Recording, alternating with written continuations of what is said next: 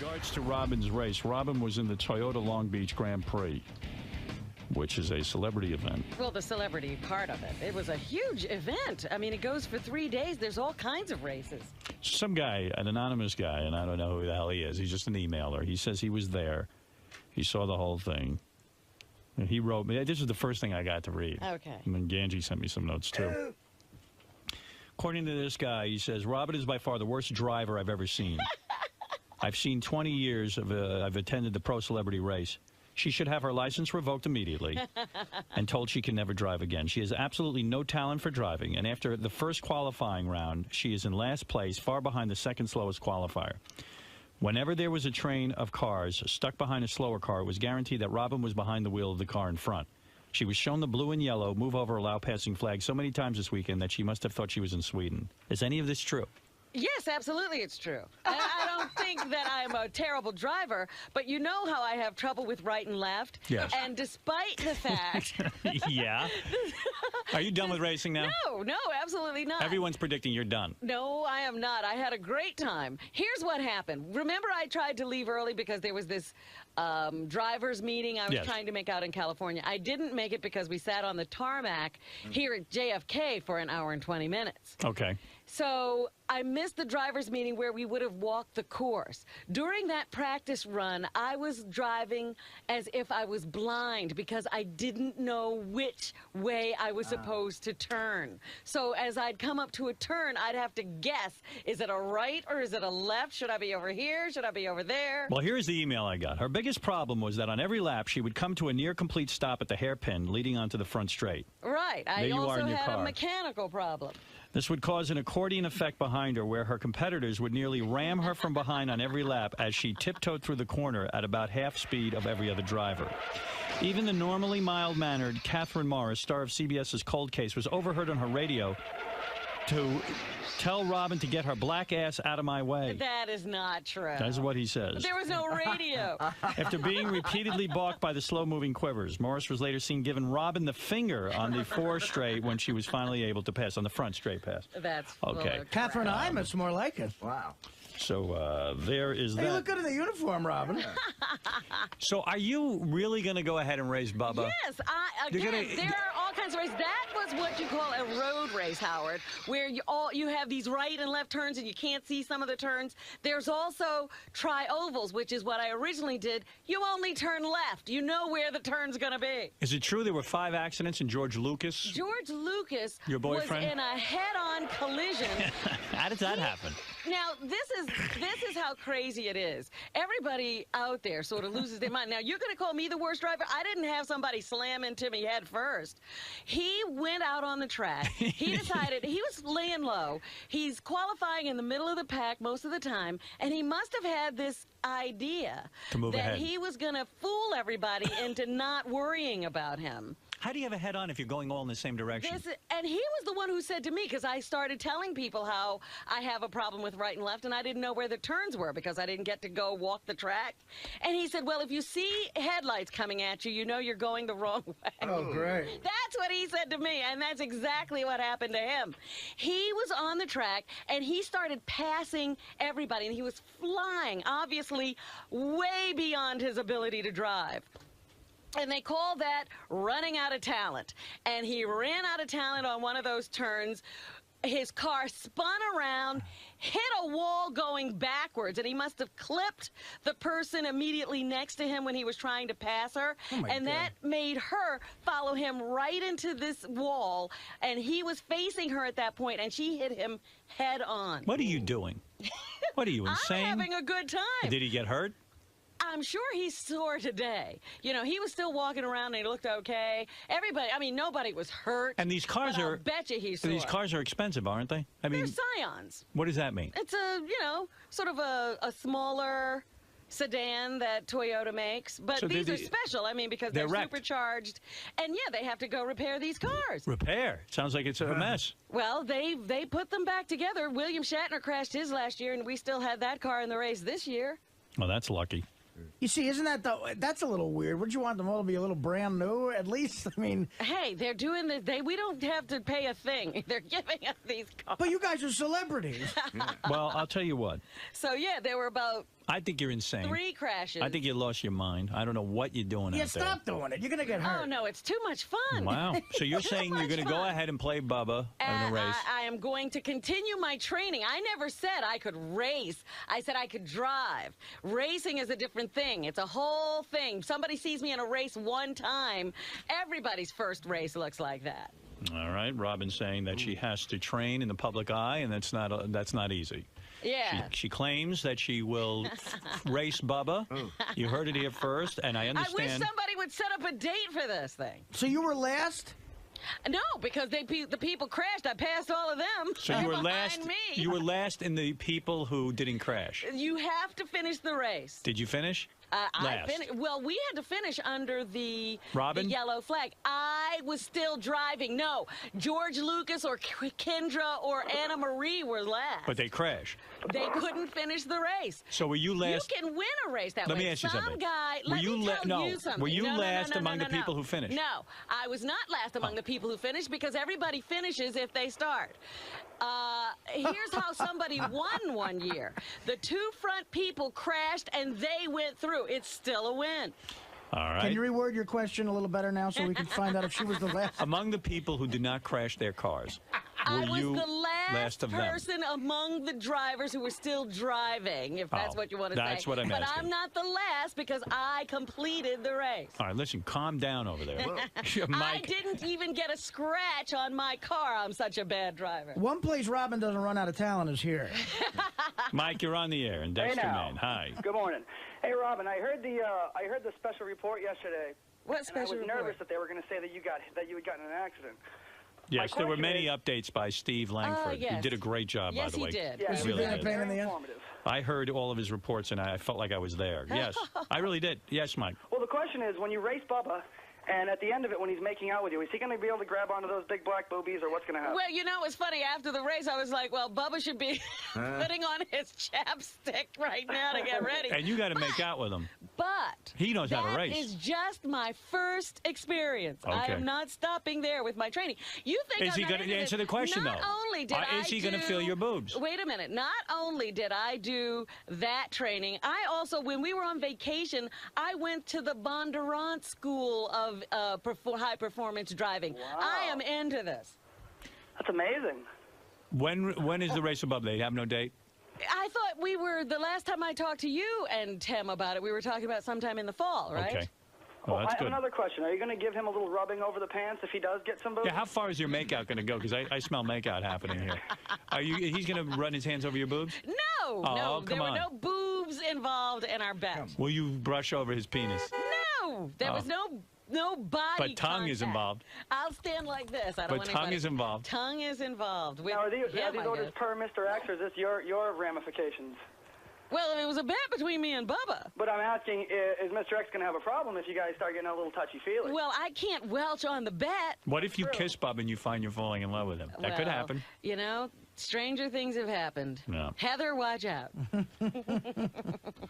What do you think? Well, never mind. Okay, Mike, What? go ahead. No, I'll talk to you about it later. By Mike, the way, it was fun. Sam came to watch me race. I saw Robin Redzinski. Ralph was out there. yeah, I got a call from Ralph. He said he just saw your race. And KC came to say hello. Wow, you had a lot of support. Yeah, it was great. My nephew came out with his girlfriend. Well, it's never easy to do something in public, especially when you're just learning. So I applaud you for that. Your bravery is great, but there's nothing more embarrassing, too, than having to do it in front of everyone. It was funny because after I think it was it the qualifying? I walk over to the fence to see some fans, and some guy yells out, "Bubba is so gonna beat you." Oh.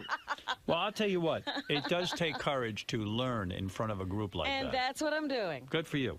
By the way, I have to congratulate our own Artie Lang. I was on looking for a movie on demand, and there it was, Artie Lang's Beer League. And I just happened to see that. Of course, it's right next to Beer Fest, which should add to the confusion, but it's called Beer League. I watched that. No, congratulations to Artie, who in our writers' meeting on Thursday broke I think this is the 4th chair. No. He's so fat now, he's up to breaking chairs. He sits in the chair, and the whole back falls off. I blame it on the chair, and for you to announce that is horrible. Rude. We now have taken the chairs and the backs of them that he breaks. We hang up on the wall the actual back. Really? Yeah, it's true. He's not breaking the same chair. He's breaking It's new not. New No, chair. I didn't even lean into it. It fell off on its own. It's not happening to anybody else, Artie. Yeah. Why is nobody else's chair breaking? My God, I don't have an answer for that question. It's a good question, though. It is, though. You're right. Really, this is crazy. This is getting nuts. I rented Beer League myself, and I'm 100 pounds lighter in that motion picture. Yeah. And I look sloppy in that. There's the chair, by the way, Robin. As you can see, it hangs right next Produce to the tape of me breaking this chair. Look at it. I believe we have it.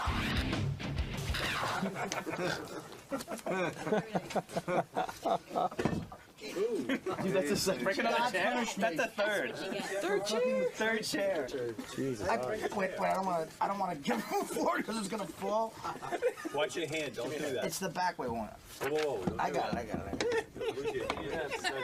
I think one of them's over there. Third.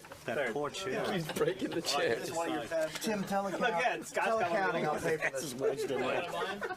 Can't get out of that thing. He's wedged in the handles. The third. Stuck. That looks like the thing they put on. That looks like. I want this planted on the wall like deer. You know what that looks like? It looks like the rib they put on Fred Flintstone's car that made it turn over. You gotta hang that up. He's a pro. You gotta weld me on metal. Turn around, all right? All right, turn around. Really shove me back right through there. Artie, you look good at. We're going to save each chair that Artie breaks. We're going to have a collection of broken chairs. That's right. All right, thank you. Hey, I'm David Arquette. I'm here to talk about my film, The Tripper. Comes out on 4/20. Interesting. Hope you like it? Yeah. 420. It's about a group of drugged out hippies that go to an outdoor music festival, get attacked by a killer who's obsessed with Ronald Reagan. That's pretty cool. Yeah, it's nuts. It's fun. So if they get wasted, have a great time kind of film. Cool. Last time Howard was making you open up about, gossip and all that. I hope he doesn't again. Keep things professional this time. Yeah, well, I mean, I got in serious trouble. So we're looking to avoid that this time. Yeah, I'm gonna avoid it this time. All right, cool. Good luck in there, David. Thank you. Did you get laid this weekend, Artie? Where's David? Bring him in. I'm sure he'll want to hear about this. Is that you? When it's suit and tie? What's going on? Look at this. He's a businessman. You look good, man. You must have a business or something. Must be doing sales. What is he doing wearing seersucker? Thank you. You just handed me David Arquette's The Tripper. You have your own comic book. Look at you. How do you get your own comic book? What are you doing? What's going on over there? What the hell's going on What are over you here, doing over Howard? there, man? How you doing, David? I'm great. How are you? Great to see you. Artie? What's up, ma'am? Where'd you get that How are you, suit? my I like it. friends? Hello. You look handsome. Etro. You look good, man. What are you working out or Thanks, something? buddy. What are you doing? I'm trying to stay in shape. I've been running around the world. Not the world, but the country. You got a new hairdo. Your hair is greased up in that high style, like a butcher's Like a wax. spiky kind of thing. Yeah, how do going you on? spike your hair like that? How'd you do that? What do you put in there, gel? Product. What product? What kind of product do you use for that kind of I don't hairdo? know exactly. Did somebody do that for you? No. You did that yourself? Yes, You I woke did. up this morning and gelled up your hair like that? I know, it's gay. No, you look good. Okay. I see you even got like a beard now, but it's trimmed. It's a lot of grooming going on with you. Yeah, a lot of thought went into this look. Yeah, a lot of thought goes into my looks, No, you're despite very- what most people think. I get GQ magazine, Yeah. and they show guys with a beard, like very much like the one you have, where it's trimmed neatly. But not so overly trim that you think about it. And I see with the hair gel, you got the GQ look. Howard, what the fuck are we talking about? Talking about your new look. You too. You got a came in haircut, here Howard. looking like What are you this. doing? I have a pompadour. What are Are you? you kidding me? How are you? I'm Could great. that I'm band fantastic. Be Thank any you. bigger? He's got a wedding ring on. Yeah. That is so large me you see. can't miss it. Yeah. You're it's really like Lord married. of the Rings. Well, if you get Courtney Cox, I guess you wear a big band. you're goddamn right you do. You know what happened? She actually gave me a ring for my birthday or something that was out of this gold, but it was like 3 times the size, and it was like wrapped around. And I was like, honey, it's beautiful, but it's too big. She's a major So then score. we melted it down and made 3 rings out I of it. see. Yeah. You hit the jackpot with her. You really did. I mean, you're not only wealthy, successful, but beautiful. Thank you, Howard. To bed her, I would marry her. I'm a lucky man. Yeah, You would marry her. You don't even know her. No. You're saying you would marry her. I would have married her. The time David married her, I would have married her. I mean, I don't even need to know her. She's got enough positive things going. She doesn't need to be a nice person Even or if she have was a an good asshole, personality. there's enough good there. She's incredible. You dated her for how long before you got married? We dated for like 3 years or something. How we were long do you have- engaged for a year solid before. How long do you have to wait before she makes it clear to you that she's romantically interested? Do you kisses you and stuff? Do you have to wait a long time? We didn't wait all that long. Really? Was this an on-set It was- romance? Yeah, during Ah. Oh, during Scream. Scream. Yeah. Son of a bitch. That's the Yeah. key. You got to get in a movie to get these high-level A-list actresses. Yeah. You do. So what you're saying is if you have your eye on somebody, get a movie with her. Get in a movie, yeah. Yeah. That turns them on. There's something so amazing about being on set. You know what I mean? And you're coddled, and people look up to you, and suddenly you're doing scenes together, and she says, hey, he's a nice-looking guy. But she's a pretty big star. She's probably got the front trailer, Yeah. you know, and that whole thing. How do you make the move? Because you're further back in the line. Right. Yeah, how did You're you... all equal on the set. There's no small parts. Really? Yeah. Does she have any negatives? Is she abusive? Does she hit you? Is there anything that annoys you? No, Really? she doesn't. She's the greatest woman. You I mean to mean, tell she's me- tough, you know. Right. She is she's tough? in general. Yeah, she's like a businesswoman. I mean, you know, and she doesn't take any shit. She's a straight shooter. Like she's the most honest person I've ever known. So she'll say to you, hey, David, What you're the fucking fuck up are you here. doing? What are you Yeah. doing? And then she'll straighten you out. What am I doing? I was worried about you, I'll be honest. Oh, thanks, Howard. Look, I read the tabloids. I don't make any secret Hey, about that. don't read the tabloid. Don't take You it read for them. truth. You don't read them? What are you worried about? What were you worried I about? read that on the set of Courtney Cox's new TV show, and Dirt? you've read this, Yeah. Dirt, she is having an affair. No, that is so not true. She's cheating on you. That is so not true. Do you think it's not get true. No, people I know it's calling you when these stories come out saying, hey, David, I'm sorry. Yeah, I had Courtney's one friend cheating on called me you." up like, what's going on? I was Hold like, on a "Dude, are second. you reading these tabloids? Let me ask you something. It is so not true. This guy, I know the guy. You Josh don't Stewart. ask her He's about the it. star of What our is the- show. what is the He's guy's an amazing guy. He's a great guy. He's got a great relationship. When you're an actor and you have to do these love scenes, you just have to understand that, you know, certain Wait a second. shit's Wait a gonna go second. down. Let's talk man to man. Yes. Now I see why you're dressing so nicely and trying to look so handsome. What is the name of your wife's new show? Dirt. Dirt. On Okay. FX. Right. Okay. And if you're a fan of the show, write FX and say, bring us back for a second season. All right. Hey, I just had to She say works that. with a good-looking guy on the show. I assume the guy's a Yeah. nice-looking guy. He's a professional actor, and I'm sure she doesn't want to be in love scenes with some smelly slouch. Right, she hired him. Right. She hired him. She picked him out. She thought he was cute. We all hired him. You know as well as I do, as somebody who met someone on set, you know the aphrodisiac that being on set can be. This is how you ended up with your wife. Yeah. Now, the tabloid, I am sure, if there was no truth to this, would be sued by Courtney Cox Arquette. No, we haven't. We had never really sued the tabloids for Wait a anything, second. and they've said a ton of lies. Listen, I'm telling you the truth here. I mean, How do you know it's true? Have you ever had her relationship- followed? Our relationship is entirely based on trust and Bullshit. honesty. No, so it was is. mine. I'm divorced. I know, Howard. I'm I telling mean- you. Every relationship is based on trust until you meet somebody usually new. you're the last to know. This is the problem. No, We don't want you to do that. what are you guys? I'll tell you why I believe it. Ridiculous. I'll tell you why This is I ridiculous. Why is it I'm ridiculous? out of here. No, Howard. you're not. This is bullshit. just because you ran around. I didn't run around. Hey, listen.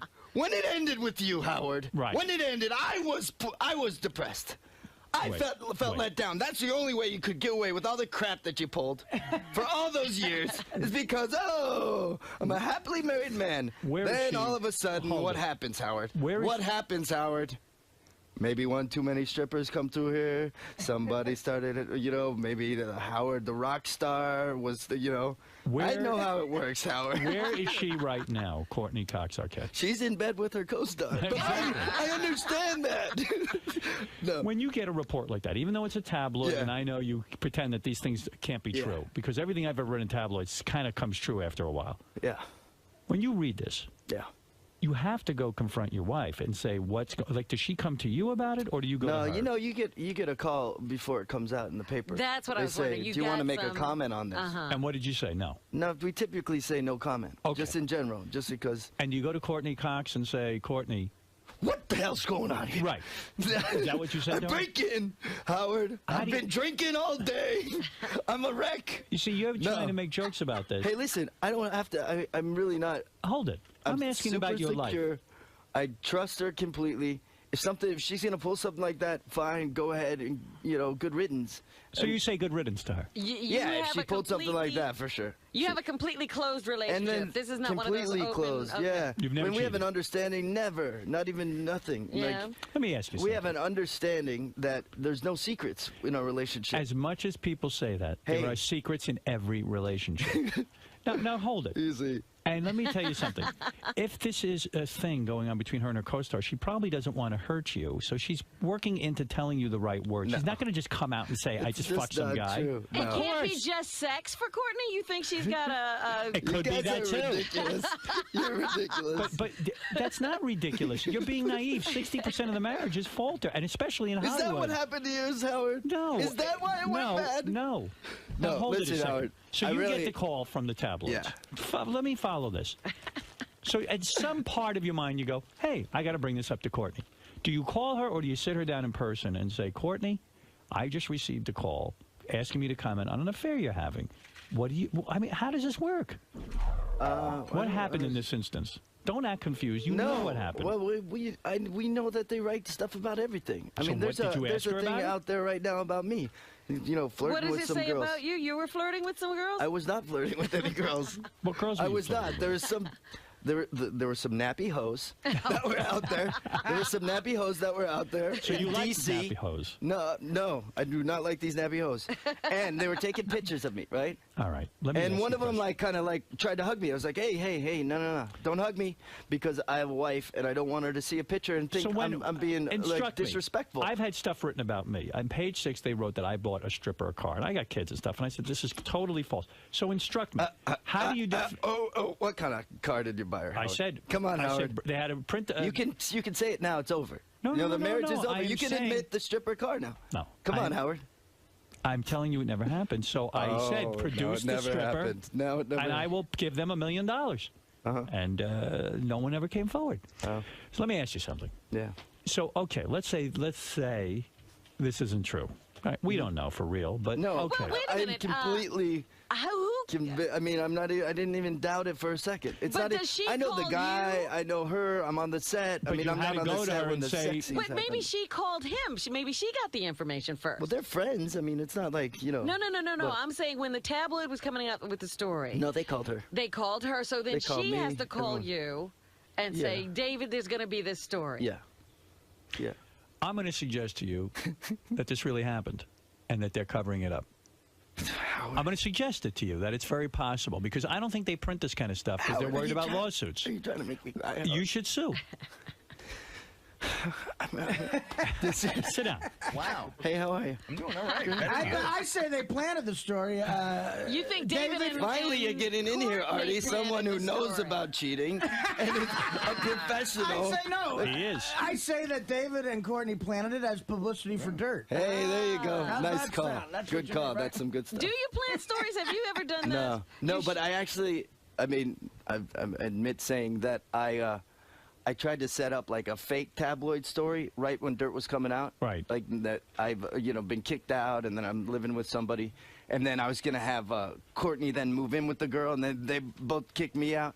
It was But going you to be never like did. this scandalous thing. Well, that's but no, what this no, is. our That's what publicist this is said you about. can't do that because Right. then you ruin your credibility and Right. then people actually feel taken I advantage understand of. that. I understand that. Well, listen, I hope it's not true. And It's obviously, definitely not. Does it put any like when you go to the set now and visit Courtney and her co-star? Does it like does it put any sort of weirdness in the room? They can put that Yeah, I in there. break right in. I break like, what's going on in here?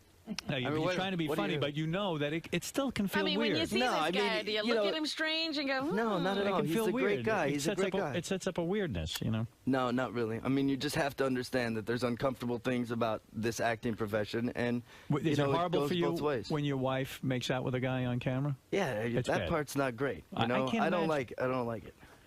Does But, she you spend know. time with him alone? Do they ever go to dinners or to discuss Running it? Once in a while, they're line? Once in a while friends. they do, yeah. Yeah. No problem with Yeah, that. No problem. With Oh, it. look at you, so sophisticated. Hey, let me tell you something. Wake up and smell the coffee, pal. Oh, hey. She goes to dinner with the guy? Hey, You Howard. know what, Howard? I don't mean to cast aspersions, but Eddie Fisher went to the set of Cleopatra when Richard Burton and Elizabeth Taylor were carrying on. Right. And of course she said everything was fine. Of course. Well, of course Courtney Cox is going to say that until she gets a hold of her legal things. I hope it's not true. I do too, Howard. I don't know what. Why doesn't your wife invite you to go to dinner with this him? This whole interview's just getting me Now, why doesn't your wife invite you to go to depressing. dinner with her co-star? Why doesn't she, Howard? Why doesn't she? Well, why? did you ever ask yourself Hey, that? why am I not invited? What are you guys doing there alone? Where are you? Where are you? Where are you? Why aren't you answering me? Where are you? I'm going to call his cell phone. I'm going to call his cell phone. Where is he? Where is he? You won't do that. Listen, no. I don't, you know. I bet he's happy to be alone. And I have gone out with both of them and him and his girlfriend, and, you know, it's not an issue. You understand? You've been married now a long time. I mean, Yeah. things can get cold in the bedroom. You know, you have kids. Howard, I mean, we're in our 7th year. It could be the 7th year itch. Well, That's right. What, Oh you my think you're God! immune from I'm that? serious now. Did somebody give me a phone? Come on, Howard. It's Wow. just you Okay. gotta. No, I really. Well, there's they've nothing. kept up the counseling, though. No, we Doesn't have that You we still have go an to counseling? understanding that. You still if- go to counseling? Didn't Once she in a drag while, you? once She in a dragged while you we into do. counseling. Yeah, once in a while we'll go. Why does she need That's- counseling? What are you doing so wrong that you need counseling? You don't need counseling, Howard. I have psychiatric help, but I don't go with my girlfriend. Oh, I mean, that's maybe, usually. maybe you know, next time you get the urge to buy a car for somebody else, maybe you go to counseling Notice first. her. I'm only saying. Her and Josh don't need counseling. They're Hey, fine. listen, Josh is coming with us. No, How many times a week do you go to No, marriage counseling? once in a very long while. What, do you have like a counselor on call and you just say, No. hey, you know, can we come in for We have a great tune-up? therapist that we see. Yeah. And she says to you, "We need to go see the counselor." But what reason does she have for that? I mean, what does she say? Just like personal relationship stuff, where you know I'm being stubborn about something, So things she you do doesn't get on her nerves. listen to me or this or that. She's sleeping with her co-star. I mean, whatever it is, we have to talk about it. Wow. What does she wear to I'm those kidding. sessions? You know, I'm kidding. You better.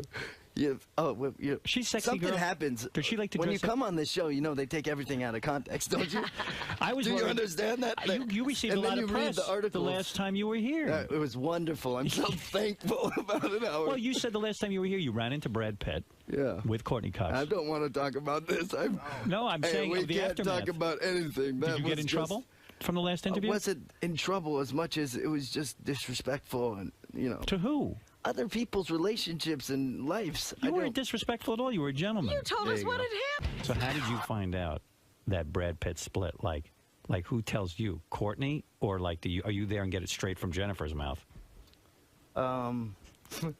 We knew. We all knew about it. Forget that part. When did you know love that David. he was sleeping with Angelina Jolie? Wow. Yeah, that's pretty much it. Was a surprise. Oh, what, she dragged you to counseling No, over there? no. I think Jennifer Aniston had to go to that counseling Yeah. session. Did Jennifer Aniston say to you, why did you come in? No. She's a Jen control was freak. great. No, she's not. You seen Have Jennifer? you met Jen? I never met. I met her she's once the greatest. before she was on Friends. Yes, we didn't know she was Jen. Yeah, we ignored her. We didn't know she was Jen. She was hot then. She was a very nice-looking girl, attractive girl. She was on a weight loss program, and she came in to represent them. That's what she was doing. But I don't really know her well. I mean, I can't say I know her, but I imagine you got the lecture after your last appearance here because you dared to mention that you saw Brad Pitt in an airport. No, but people call up after and publicists and say blah blah blah. They're gonna run this story that blah blah. Well, you said nothing wrong. I said nothing wrong. You said you ran into Brad Pitt. I asked you if it was awkward. I mean, you spent a lot of time with Brad Pitt and Jennifer. Yeah. And so now, let's get back wait a to second, hold my it a second. family Now he marriage. can't even mention Brad Pitt. Are you not allowed to mention Brad Pitt? That you were friends with this guy? No. I mean, the fact that I'm you just not spoke gonna to say him? anything. Was Jennifer mad that You you don't spoke to him? understand how they take things out of context, so I just can't. I'm gonna take the fifth on this one. Really? Yeah. Wow. Just in general, I just don't want to Boy, talk he about got an that ass stuff. beating. Yeah. No, I didn't. Not at all. You Are the got an marks ass still beating. there? Show us your back. Would she cane you? I mean, for God's sake. No, cool it. You said nothing wrong, brother. Don't go there. You guys, you know what you do? You do this whirlpool thing where you guys start talking to each other, Right. and then you start building up the thing, and then he chimes in, and then Fred back there, somebody throws in a sound effect, and then next thing you know, you're scrambling here. You're Right. trying to keep up. He's like, no, I didn't say that. But yes, that. No, wait, yeah. I would imagine it's very awkward for you, having been. Listen, when things were good for Jennifer Easy, Aniston. no. No. Why are you going there? I'm not asking What are you doing? When Listen. things were going well for Jennifer Aniston and Brad Pitt, you were asked to be close to Brad. To suddenly turn Cool off it. and Cool choose it. her side. And not be able to speak to him when you see Stop him in it. an airport. We have no. I can speak to anyone I want. It is all blown way out of proportion. I didn't get any shit for saying anything that I said. Yes, you did. But no, I didn't. But he's it not just gonna turned say up in anything now. papers everywhere and everywhere, like I'm a big blabbermouth. And one thing I don't do is talk. Because if I was to talk, I could tell you people something. You know and a guess lot. what? You're never gonna know. Can you imagine what goes on at your house? I mean, Courtney Cox is an A-list type gal. She's hot as can be. She's good. You're an accomplished actor, and you have friends that most of us would really envy. I mean, to hang out with Brad Pitt and Jennifer Aniston, I can't imagine how great. And who else is in these situations with you? Who's in your? Who do your Who's kids? the circle now? Who is the circle now that Jen is sort of not with Brad? Jen is still in your circle, right? Jennifer Aniston? Yeah, of course. Right. Who else is in your circle that we would be titillated to know? Who else is close? In the Vincent Gallo. Oh, Vince Gallo? You don't like way. Vincent Gallo? You're not hanging out with him. Of course. Are we you? Yeah, he's a buddy. Really? Really? Yeah. We've known him for wild. years, and a He's lot of the wild. stuff he does is shock stuff. You know a little He's a something about mellow that, guy. don't He's you? a wild guy. Yeah, he's a great guy. He's funny, but he's nuts, but he's funny.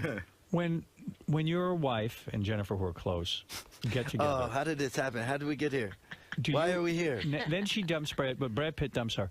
Now do you have to be friendly with Vince Vaughn? Is it fait accompli that you have to be buddies with him? How did we go here? No, you have to be buddies with him all of a Vince, sudden? Is he it's Vince playing Gallo that we're friends basketball with. with you? It's No, Vincent Gallo. I'm being serious. When Jennifer- Does he just take Brad's chair? or Yeah, I what- mean, what like, does he yeah, do? This is going to be a very quiet interview if we still go down this path. I What did am I talk supposed to about do? last time I talked about it, I was very open, very Right, and you were the best guest. I paid dearly because of it. I thought we'd never see you again. I was really shocked. Candace from Chicago, you're on the air. Oh no, not people calling in now. Hey, David, I love Dirt. I will be calling to FX. It's quirky, weird. Love the Psycho guy. He was great. He's a great guy. The guy with multiple the Ian Psycho. Hart, yeah, he's a buddy of ours. He's in the circle. Hey, Candace, you're a woman. Let me ask you a question. Yes. Her co-star, Courtney Cox Arquette's co-star. The guy is so cute. Yeah. Do you think something might be going on with them off camera? No, and I think you and Robin are being a couple of snakes here. You're going to chase him out. There you go. That's my Richard girl. Simmons, when That's you my called him a girl. woman. Oh, how did it happen? Richard Simmons. Richard Simmons. Did he make him Work cry? up to it, Howie. He left crying He did. because I said he was womanly. He chases all the celebs out. That's why they won't come. Was that a No, big I am surprise to David. him? David is not. Slow. No. I'm asking questions. I mean, why is everyone so afraid to talk about we're everything? not. I'm not. If I'm in a relationship with a woman, I got to sit there, be afraid to mention Jennifer Aniston and Vince Vaughn. No, Well, those you are do good wonder in That's a not divorce. my relationship. Who wears the though. pants? Wait a You- minute, guys. Those are good questions. Yes. But work up to it. You started the minute. you Oh, sat she down. wants you to be a little more tactical. You mean ask Oh, I David? see. Ask David about his project first. All right. Well, David. Use the finesse that I know you have, and then get to it, and then go for the kill. But you started when he sat down. I was afraid he was going to be Richard Simmons and head out the fucking door. He's Hey, fine. I'm no Richard Simmons out there. You're not womanly in the least. Thank you. I see what you're doing with What? your hair job. What's her? What's, Candace. Candace, thank you. And Candace, we're gonna have a screening there in Chicago on the 17th Of Tripper? of The Tripper. All right. I'm going to talk about the Tripper in a second. Fantastic. But she can go see it. And that's what I'm saying. Did you read about? And if she goes to myspace.com/thetrippermovie, I'm gonna she plug. can find out about where that screening is. I'm going to ask you about this because it looks interesting to me. But first, Yes. did you follow the Imus story? Yes. Good, that son of a fuck got thrown off the radio, bastard motherfucker. I know it was offensive and everything, but I really kind of didn't understand the big stink. I mean, after Well, you're not a woman. Well, you were. Yeah, true. You've never been You called a hoe. never were on a basketball team and won Yeah. a national championship. No, and I hear you. instead Do you of love the your daughter? conversation being about I hear you. what you're doing, it's you're a nappy-headed. Right, Do you love I your just daughter? think there was a Do you lot love your more daughter? worse things said in the past. Do you love your daughter? On your show, for instance. Would you want your daughter Yeah. called a nappy-headed hoe? People call us all kinds of things. But your daughter, she didn't do anything wrong. No. Would you like? He said about my girlfriend that That she had was genital horrible. herpes. Trust me. I mean, trust me. you That can't was a say horrible that. thing to say. I'm just saying I was surprised that it was That as was big a the thing. deal. Yeah, that's all I'm saying. I don't condone it at all. I think He's he a was- monster. Yeah, I mean, I Listen to think me. He's like a what? He's a monster. You got him, Howard. You got him. I didn't get him. You won. You won. I won. This whole time, we've all been sitting there. We got our money on your horse. They got their money on his horse. Whose horse hits the fence? Our horse.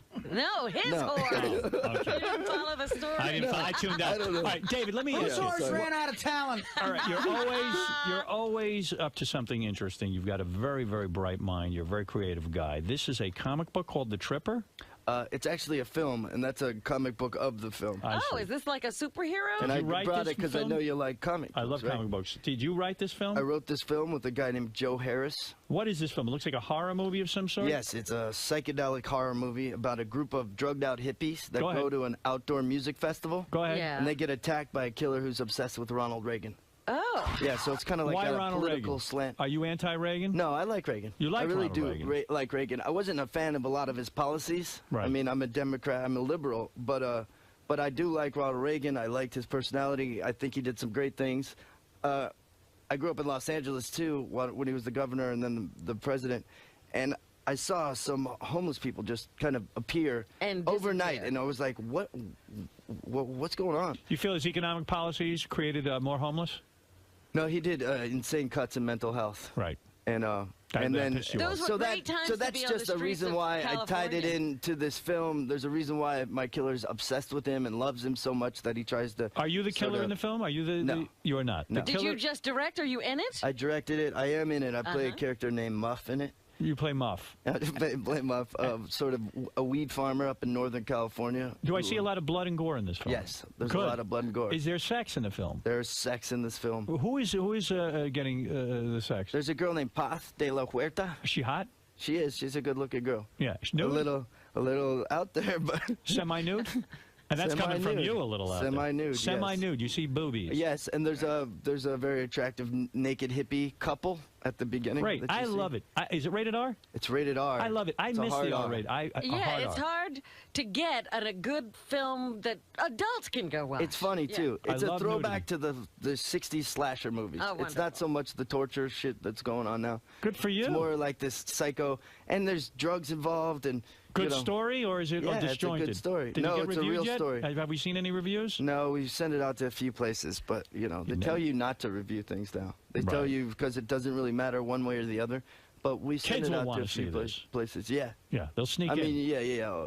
No, it's like the sort of, anywhere from, I don't know how. A guy goes Well, around R killing is people. 17 anywhere from there. There you go, from 17 to whatever age. Well- I mean, but I had a question for you. What do you do about hate mail? I've been starting to get hate mail, and I never got hate mail What are before. they hating I mean, on you sometimes for? because they think I'm bashing Ronald Reagan.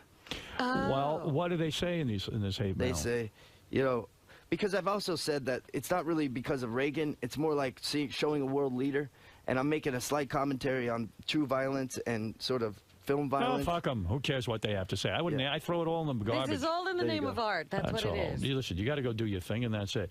Has Courtney seen the film? Yeah, she pleased? produced the film. She with me. did. Yes. Look at you two, power couple. Now, when you two produce together, Yeah. who's the boss? On this one, I was the boss because I wrote Really? it, I directed it. And she we can produced take it. orders from you? Yeah. After the I baby, mean, did her boobs sag? Honestly, I'm asking a question. I got a right to know. No, not Honestly. really. Really? I mean, teeny bit, not She really. got real tits or real boobs or fake? Hey, I'm asking the truth. yeah. They're real. Oh, they're She's fake. all real? No. What? They're real? What? Are they real or fake? Yes, They're real. of course. Are they really? They are. She didn't have any work done after the baby? No. How's Did her body? she breastfeed? Beautiful. She breastfed. Beautiful body. How's she look? Did she still wear a bikini or she wear one piece? She wears a bikini. No kidding. But she She's in breastfed. great shape. Yeah, She she breastfed. breastfed. Has How Jennifer long? sagged at all, or hers are real? Does she go around topless in front How did this Have you ever happen? seen Jennifer How topless? did we go there? I asked about Where the did movie. we go? of you? You did the build. The woman on the phone said ask about the You movie. did the You build held up. out for as long as you could. Does Jennifer Aniston's breast sag? All right, look. What do I want to know? Are you going to have more kids? Is Courtney pregnant? God No, forbid. Courtney is not pregnant. I mean, it's enough with the kids. No more kids? No, No more. more That's kids. it. That's enough. One? No, we might have another kid. I don't She know. had enough. They went through hell having the first one. I know. That's true. They had to do all kind of things. Yeah. What was it? Was it your load wasn't working, or Easy. What was going on there? I could shoot a load right here. Go ahead. You get the whole room pregnant. Shoot a load into Robin. I could Let's get all see. you pregnant. You could get anyone pregnant, right? No, it was just So it was her problem. no, it wasn't. Was it was she allergic there to was you? something in her blood was thin, so she had to take something for her Well, blood. who wants fat blood? No wonder she looks so good. Even her blood is thin. Oh, she's a beautiful girl. But it's everything's cool now. Yeah. What is your daughter Coco called Josh, or your mom's new boyfriend? Daddy. Daddy. Oh. New daddy. New dad. Listen, I'm happy for you. You got a movie. How old is Coco? Coco is 2. She'll be 3 in June. Wow. Yeah. She look like her mother, or she look like you? She looks like a real combination. She does. Yeah. She's going to be hot. I mean, she's Do going to have you a good want life. one of those hot Hollywood kids? No. You want her to be ugly. I want her to be a nerd for as long as possible. I want her to be into like putting models together and No, it's horrible. astronomy. It's horrible when they realize sexuality. How old are your kids now? Oh, I've got a soon to be 24. Got a one's going to be 21. Got a 14-year-old. Forget about it. They're all grown up. Yeah, they've all hit that critical stage over that house. Oh yeah. Yeah, everybody's wearing thongs. It's awful. That's not right. Yeah. Makes you want to jump out a window. Yeah, but how do you avoid having like a Hollywood kid? Well, they can't. They're I don't gone. Yeah, know. they're We got to gonna move have out one. at some point. Imagine We're gonna that have to kid move looks away. like Courtney Cox Oh, forget about it. with the boobs and the whole thing. It's going to be a nightmare. And how do you live through the sex tape? That's what you have to worry Yeah. about. Are you worried about that? What? If your kid grows up and has a sex tape? Oh, Howard. Robin, not me. Robin. Kid, Robin. your little girl's in a Robin, freeway with cut- Brandy's brother. Listen. Oh, no. Why? Ray People. J or whatever his name is. Yeah. What about you, Robin? When are we going to get a sex tape out of you? Come on, Robin. That'd be a That's the top one seller. everybody's waiting Everybody's for. been waiting to Couple see it. floating around. There's a couple Everyone's floating been around. waiting, Robin. Nice spread. Huh? Nice spread. What's You could be, cover of Playboy. Robin Hey. Quivers finally reveals. She's been offered, believe The me. beast. When I'm ready to change my image. Are you a happy guy? Are you? I am a happy you guy. happy in life where you Yeah, are? fantastic. I That's mean, I good. feel blessed and yeah, I'm definitely happy. You seem like a happy guy. Thanks. Like you have it together. I don't know about that, but How's your brother, the one who dresses like a woman? Didn't great. you do the sex Alexis, change? yeah. Well, what's he Alexis, Did he He's get a the chick. cock cut off yet? I'm not sure. I don't think so. Is No. he going to ever do it? He's gonna. He shouldn't. She's gonna do I it. thought it would have been done by I mean, now. Tell But, him not to. That's her decision. But Better she's to gonna look be like in a a film, in the Tribeca Film Festival. Yeah. I don't know. I'm just. Did you And ever you see your consider brother? her another sister now. You are the only boy in the Yeah. family. Do you ever say? No, my Do you have brother another Richmond. brother? Yeah, my brother Richmond's amazing, and he's in the film The Tripper. Okay. He's one of the stars. He's hilarious. Do you ever say to your brother, "Don't cut your cock off"? I mean, honestly, because everyone I've spoken to who has done it, at least a lot of them say They hate it. There's You not know, a they lot have of to go feeling. through a lot of counseling. So I mean, Yeah. it's really up to her at this Tell him point. not to. Tell her not to do it. You got anybody in that family who became like a roofer or anything? Or a landscaper? Everybody's in movies. Yeah. No, yeah. Does anybody everybody's do in honest work? movies. Yeah, everyone does movies. Right. Well, you are a good guy. I think Hey, you could thanks, care buddy. less if Courtney Cox had an affair. What do you think of that? I think you could Really? care- I think It you wouldn't care- Are even you phase kidding? him. I think you could care less. I would go nuts on him. Are you kidding? Well, publicly you would, but secretly, 7 years with a broad, it's like an outrage. I don't. I'd be really disappointed. Yeah, But then then you move I'd on. bail out, yeah. yeah. You Man. would bail. There's no Yeah. forgiveness in you. No, not when That's it. So it's she It's fucks all the guy a based few on times. trust. So if Yeah. we do anything to break that trust, I mean, come on, there's, All right. Just remember that when it's your turn.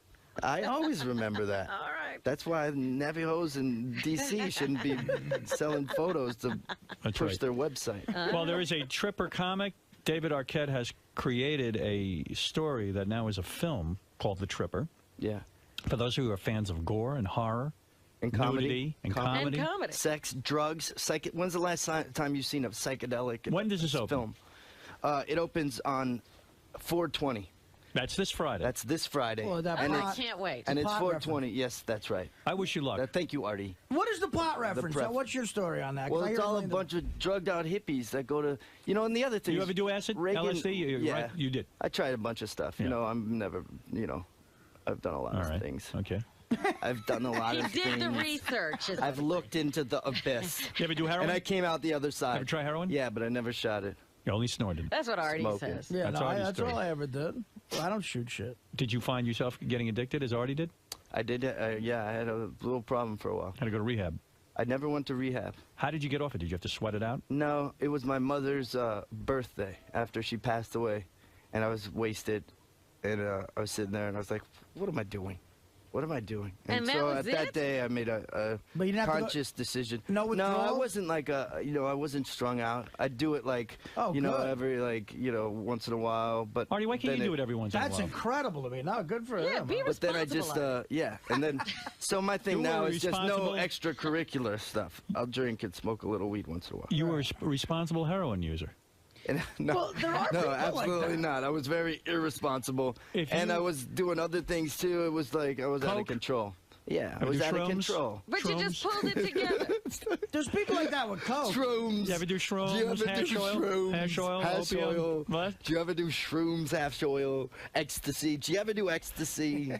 You know, Gary's part done of a the ton of thing it. about my movie is that I wanted to show like some of the stuff that's going on out there. Nobody's ever shows like how wild the world is. People are all doing drugs, and no one shows it in the movies. That's what I'm talking You're about. absolutely right. That's why I'm going to see the Tripper. And the people who get all wasted in the Tripper, they pay. right. They pay. All Is that right. they pay with their lives. They pay with their lives. Good. The hippie blood is gonna run. Where would you get this heroin? I mean, you would go out and score? Oh yeah. Yeah. I mean that whole thing's so long. But wait a minute. Dark circle. When you first met Now, Courtney, whoa! I just, Were you- it just hit me. What? This is the next article. Oh, totally. This is the next. Their marriage in ruins. Back on drugs. No, Wacko no. tobacco. Well, you're a heroin addict. That's the headline. I was at the Hash Bash, Ann Arbor Hash Bash last week. Like, yay! So but you could do how strung out were you when you met Courtney? I was no, well, That'll straighten when out. when I was early on in our relationship. I mean, when we just first met, I was kind of wild and crazy, Yeah. but I wasn't, doing that much stuff. But, do you how does one Artie, why can't you do that? David's claiming Don't judge me. He could take heroin and not get any withdrawal symptoms. Nah, well, some people can have 3 cupcakes and stop too. Hey, Right. you know what I always heard about David and Courtney, and also with Brad and Jennifer? I heard that you guys smoke a ton of weed. No. Just a ton of weed, like weed all the time. No, that's not true. No, it's really not. No, there was something that like publicists had told me that I believe Brad it. and Jen were stoned like round the clock, that they just love to smoke weed. Is No. that why he had to get out? Well, apparently, that the rumor is, I swear to God, this is the rumor is that he got sick of smoking weed. I swear to God. No, it's not true. David, what about Jennifer does Tell not the smoke. truth. Jennifer does not smoke. All right. Well, then I'll believe you. Go ahead, Ken. Hey, David, listen, first off, I'm sorry about your marriage, but I think you are the best guest that I've heard in a long time. Please keep coming back, pal. Thank you. And All right. I cannot wait to see that crazy movie of yours. Okay. Thank you. All right, Thank go you see very much. Tripper opening in theaters Friday. The Tripper. It's in 50 theaters. We're distributing it Slow ourselves. rollout, huh? Why Yeah, I've slow? been going across the country in a bus on a bus tour. We've been filming everything on the MySpace page, myspace.com/The Tripper Movie, and you can see I urinated the word The Tripper, Yes. and that got like 158,000 hits. Like that was our big. Fantastic. Well, we'll go that on was there. our Jim, big you're thing. on the air in Bloomfield, New Jersey. We're talking about the Tripper and other things. Hi, I saw David at the Chiller Expo in Parsippany Saturday. Yeah. Were you there at the Chiller Expo? In Parsippany? Yes, It's where it's a horror fan convention, right? that's exactly. We've been going all around to all these kind of And crazy things. I want to say a couple of things. First of all, he was the most popular guest there. You had to wait in line 2 hours Wow. to get to see him. Well, who else I was was there? with Thomas Jane, my brother-in-law, who plays the Punisher. Right. Yeah. At 61, he was Mickey Mantle at 61. He's with me on this wing of the tour. And Who any hot chicks there? a lot of them. But first of all, Mostly geeks go to that, right? well, some, but there are a lot of good-looking girls there. But I want to say one thing about David. What? He was nice enough to give autographs and pose for pictures for free, which was unlike most of the other guests there. Well, that's what I was going to ask. Is he selling his photographs? Who? But he's Give me not. an example of a celebrity that sells their autograph at the Chiller convention. Well, we had Robert Beltran of Star Trek Voyager. I never even heard of him. How much did he charge? He was the He doctor. was, Commander Chakotay on Well, Voyager. you know what they do? They Oh. sell the pictures, and then they'll sign We them for had them. Michael Biehn of Terminator. How much did he charge? He charged me $20 to autograph my DVD of The Terminator and take his photo. That's horrible. Eric Roberts. Julia What was Roberts, he in? No. Julia Roberts' brother. Margot Kidder. What did she charge? She's running around in people's backyards. Margot Kidder let me take her picture for free. All right. I can get an autograph, though. Of course. You're going to Billy probably West fuck was her there. for free. You don't know that. You had Billy West. Billy was there? Yeah. Soupy Sales. Soupy? Oh, he looked bad. He was very feeble. He can barely talk. All right. Well, anyway, David, look. Thanks, man. The movie is called The Tripper. Yeah. I wish you luck with this. You're always Thanks up a to lot. exciting things. You're a creative guy. You're a bright guy. I trust you when you Thank say you. the movie's good. Hey, you know what? We can't get a theater in New York City. You're what about kidding. that? Yeah, call the Sunshine Theater and tell them to put this film up. Why don't they For do this? God's There's sake. enough theaters around. I know. Every piece of shit movie is out I now. They know. should put something in there. Yeah, I'm telling you. There's. So you can't see it in New York this weekend? We don't have a theater as of now. Wow. And it's ridiculous. Well, I think the people who own Sirius own AMC theaters. I'm going to Really? contact them today. Oh, then great. Thank you, I'm Howard. gonna I'd find out appreciate about that. that. And then we were at the Senator Theater in Baltimore, Yeah, I know Maryland the yesterday. Senator. Then Baltimore's going to take us. Why not New York Sure, City? absolutely. That's a big market for you. Yeah. All right, listen. Good luck with the film. You're working hard. Thank you. Yeah, that's never easy for you, man. You never take it easy. I always come out sweating, like I just beat up or something. You mentioned the whirlwind or the whirlpool effect that they have going on. That's right. They did. Yeah, I got that down. A couple times I tried to turn it back. You did? I did. I kind of did. You think Courtney will react okay? You fended off all those rumors. Courtney's always, she's chill about stuff like that. But it was rough. You tried to revisit the whole Brad and Jennifer thing. He tried. I didn't go there. Hopefully there's no sound bites. You were talking to me last time about that. Well, You're like, you got into all the tabloids. Yeah, exactly. You warned me though. I did. I think on the way out you were like, it's probably gonna be all over the place. I was like, really? You think? That was the first thought of it. Jackie Mason in the house. Were you surprised? Mr. Mason, sir. Yes. Hello. My name's David Arquette. Nice to meet you. Why not? Big fan of yours. Are you a comedian? Not really. What do you do? Not like you. I mean, I'm not the real kind of. I'm an actor. Oh, yeah? Yeah. So how did you get successful enough to wind up on Netflix? I married a very famous woman.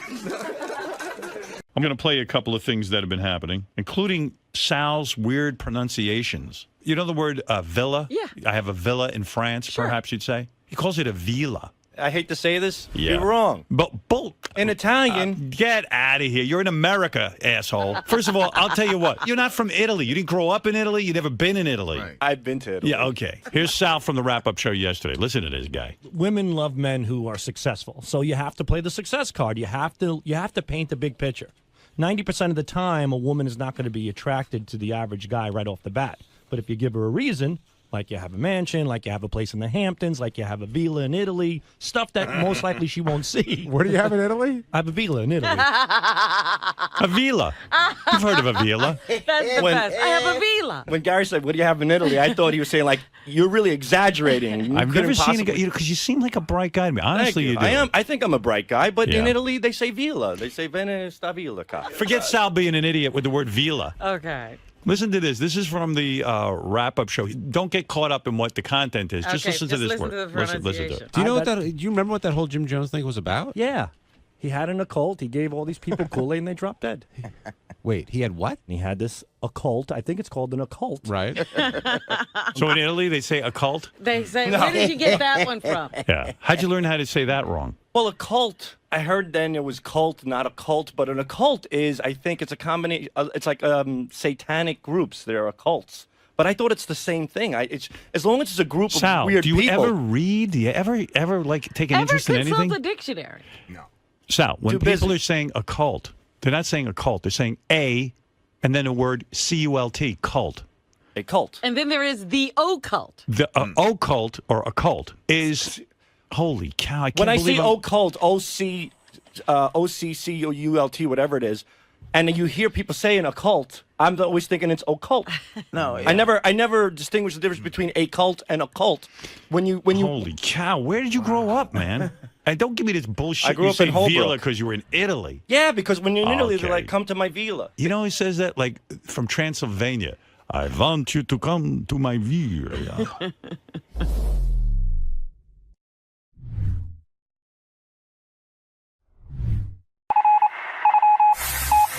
This is the best of the wrap-up show. A recap and behind-the-scenes look with John High and Gary Dell'Abate.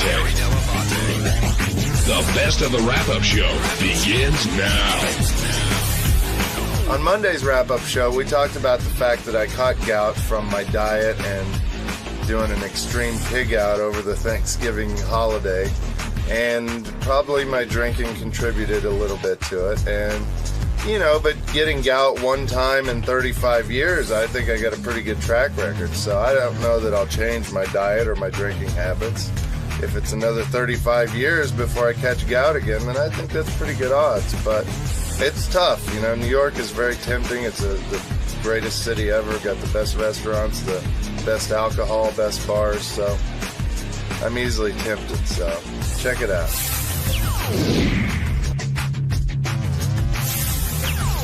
Give us a call to talk about the man seated to my right, who I could smell from over here. Sure you can. Can you smell him? I smelled you today, Richard, for real. Did you? Yeah, when I walked by, you had, maybe it was your feet, but you had your shoes off, and you had your arm up in the air, and I walked by, and I wasn't being a dick. I caught a whiff. Oh, I'm sorry. Well, I probably should reapply some deodorant. Why don't you just shower? I probably will this afternoon. Just put a Wonder Bread bag on your foot and shower. All right, you're living with your girlfriend. Why 4 days without showering? Well, we were at her parents' house, and they have a hot tub, so, I kind of showered in an indirect way in the hot tub. Can I tell you something? That's even grosser, because hot tubs, first of all, it's like a giant Petri dish. I have a hot tub, but also, when you get out of a hot tub, you reek of either chlorine or bromine or whatever they're using in there. Didn't you smell like the chemicals? No, I didn't notice it. Maybe my sense of smell is not as strong as everybody else's. But I always have to shower when I come out of the hot tub. Well, I did. I think I showered once or twice over the weekend. So it might have just been since Saturday or Friday.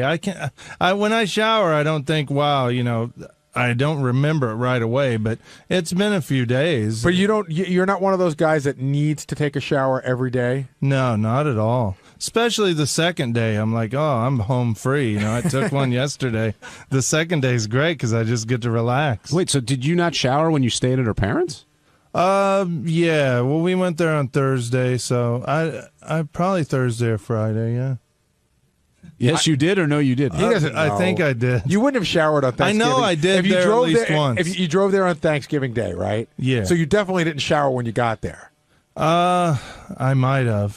Thursday, I don't know. I have no idea. Because I just know if you go to somebody's house on Thanksgiving Day, the house is usually in such an uproar that you're not showering. It was relaxing. You should show up clean for Thanksgiving dinner. All right, and now you have gout? Maybe. I'm going to see Gary's foot doctor today, and we're going to find out for sure. So. The woman that cured my my foot fungus. I'm not kidding around. The only other guy I ever knew in my whole life who had gout was one summer I worked as a custodian at my elementary school, and the 70-year-old custodian had the gout. I know, it does sound like an old person thing, yeah. But I had a lot of people that emailed me after I talked about it on the show that said, people in their 20s that had it. It's a big hereditary thing, too. And what was it you told me you ate again? Oh, if you eat cherries or drink cherry juice, what did you eat? What did you eat that you think made it? Oh, I don't want to pin it on one thing because I ate so much this weekend, but I had, I'm sure several pounds of honey-baked ham and lots of turkey, lots of cheesecake. You told me you had 3/4 of a honey-baked ham. It was a lot, Was that the ham that you sent to the office last year? Yeah, I'm addicted to that stuff. It is the best ever. I thought that was so funny. Richard sent that ham to the office last year, and a ham for a group of people in the office is an odd thing because it's hard to handle, and it's meat. You don't know how long it's been sitting out. And I think Richard was disappointed because he loved it so much. He couldn't believe that we didn't love it as much. Yeah, well, I think Scott DePace ate a bunch of it, but that was about it. So do you think the ham really could be the cause of your gout? I don't want to say. I'm not a doctor. I don't know. I'm just, I read on the internet that if you eat a lot of red meat, that it could cause that. So I don't. It's like an old-fashioned disease from another era. Because how many diseases do we start with the? You know, the gout, the plague, and the AIDS, and your limp is pretty bad. I mean, I noticed it you walking out of the studio today. It's very painful, but then again, I could have stubbed my toe getting out of the hot tub. A lot of times you'll hit your foot on something and not think about it, but then you might have hurt it worse than you thought you did. But stubbing your toe wouldn't make your entire foot become inflamed. My big toe is mostly what's hurt. But you said it was the whole foot had sort of around grown. it, yeah. But I think if you hurt your big toe pretty bad, it can swell around it. Craig in Jersey, you're on the wrap-up show. John, is this you? It's me. How you doing, Craig? Oh, good, thanks. I was just calling to talk to Richard about the gout, man, because I get it. I've had it for years, but I have it under control now. Once you go to the doctor, they're going to prescribe you something called allopurinol, and it'll take care of everything. But when you somebody have that told me shit, about that one, yeah. But Craig, when you have that shit, it hurts so bad you can't even imagine it, man. Craig, you can't even put a sheet on your toe. That's how I am. I, putting my foot into my shoe is like one of the most painful things I've ever done. Hey, Craig. Yeah, exactly. Craig, what do you think it was that you were doing that made you get the gout? Well, unfortunately, I found out after I got it that my father used to get it, so it was kind of hereditary on my part, but it has a lot to do with drinking and the types of foods you eat. Because what gout is exactly is it's like a disease that crystallizes this folic acid in your blood, and those crystals lodge in the joints of your feet and your ankles, like around your big toe, and it hurts. Like I can't even describe the pain. You can't even describe the pain. It hurts like somebody's hitting you with a sledgehammer when you put a sheet on your foot. Is there a definitive test that he'll take, like a blood test, and he'll know if he has it or not? You take a urine test. Okay. They'll give you a urine test. Richard, do you have a family history of the gout? Not that I know of. It's never come up, but I'll probably call my parents today and see. Hey, Craig, how did you not know that your father had the gout? No, he actually died when I was younger. Oh, okay. So I wasn't aware of it. Yeah. No, he didn't die from the gout, unfortunately. Now, Richard, will something like this change your behavior? Would you drink less or eat differently because of, such a chronic injury? Yeah, well, I'm always trying to get healthier. Me and Sal, we go to Hale and Hardy and get salads every day now, and we're trying to eat healthy, and I'm trying to do good, but it's just the weekends that get me into trouble. You know? Yeah, maybe you should stop trying to put out the mimosa guy out of business at the free brunch. Wait, when they stop making mimosas taste so good, that's when I'll stop drinking them. How much did you drink on Thanksgiving? Well, we watched the parade. We went to a bar right over here on 7th Avenue and had a great, awesome time. Wait, the parade starts at like 9 in the morning. Mm-hmm. So when were you drinking? 9 in the morning. Okay. Mimosas, right? Yeah, but then, we chilled out. We went to my girlfriend's parents' house and didn't really drink there. And believe it or not, I didn't drink much this weekend. I, had a few beers and stuff, but we just kind of chilled around the house and took it easy. But there are times when I do drink a lot. Well, we're going to talk more about your gout, but you also got a music critique today from Howard. Apparently your drum levels are set too high in the mix, and I don't know if he thought you were the one who mixed it, but when you got that critique, did you agree? How did you feel? Well, the drums are loud, but that, heavy music, the drums usually are pretty loud, so that's what he heard first. It starts out with a drumming thing, so that was probably what stuck in his mind, but I think the mix sounds awesome. I'm real happy with it. So, Gary, you think too much drums there? I thought it sounded exactly like what that kind of music sounds like. It didn't, jump out at me. That's just, it's a heavy, exactly what Richard said. It's a heavy drum thing. It started out, Richard's a drummer. You're buying it for Richard. And Richard is an incredible drummer. You're so fast. Thank you. Well, when I don't have the gout, I can play some pretty fast double bass. Yeah. It's sort of ironic that your record's coming out and you can't even drum right now. Hey, it's Sal Governale, and on Tuesday's wrap-up show, we discussed that Howard is throwing us a real generous Christmas dinner. So I decided, hey, why not return the favor and buy him a gift? Everybody was kind of like dumbfounded by it because they didn't think of that, especially Gary. He was like, oh, what? I never thought of that. I can't believe it. You mean if somebody throws me a party, I should return the favor? I gotta think about that some more, so check it out. What are the benefits now? Okay, I opt into Secret Santa. What are the benefits? How is my Christmas better? The benefits were that instead of us buying gifts for 30 people, We just buy gifts for Okay, but I one never person, bought now- gifts for 30 people. But this year it's 2 people. We have to buy a gift for Howard as well. Robin's the only one that bought Who gifts said that we for have to buy a 30 gift for people. Howard? I would. Howard's giving us a gift with this dinner, so I would feel obligated to give Howard a gift as well. So, Fred, what do you think about that? Because I hadn't thought about that till the second. I hadn't thought about it either. Yeah, what kind of gift are you talking about? well, for Howard's personally giving everybody a gift with this dinner, so I would feel obligated to return the favor and give Howard a gift. Should probably sing him a nice song or something. Well, what? Seriously, what type of? Give him a chocolate bandit, man. I have a gift idea in mind, but like Your what? wife? You could be. I said a gift, Fred. You could be Scott. Sal, don't be specific, but what sort of thing are you thinking about? Technology-wise.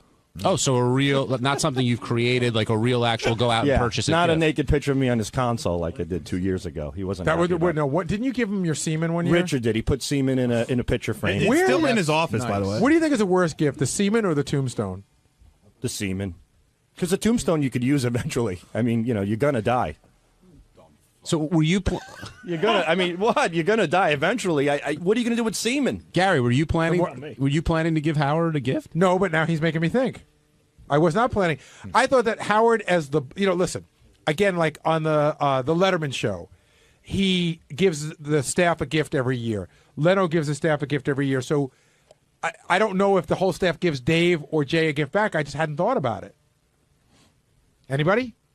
Everyone's quiet now. Don't know. I don't think it occurred to anybody but Sal. Well, John, are you going to give Howard a gift? Well, now I am. All right. Well, I'll tell you. If we all agree not to give him a gift, I'm in.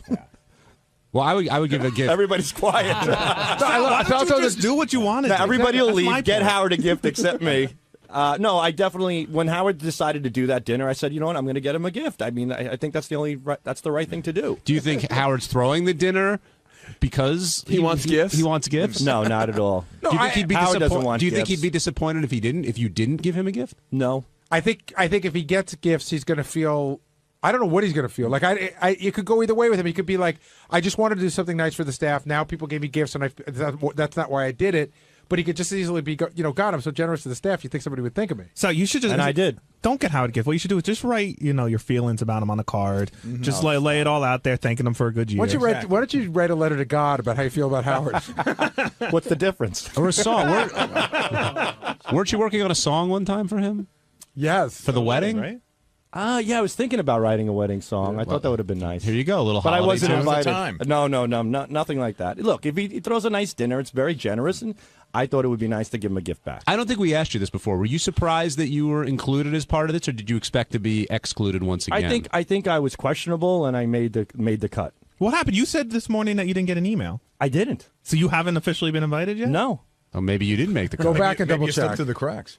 Yeah, I did. I triple checked. Laura said she sent it to you, but Could Sal have been left off the list? No, Gary? I don't believe so. But I don't know. I didn't make the list, so I couldn't tell you. Maybe Howard didn't get the memo. Hey, Now, Gary, of the 90 what are some people on Jason's list, are they all at the party? I think I think that the list is very large. But I think it goes very wide.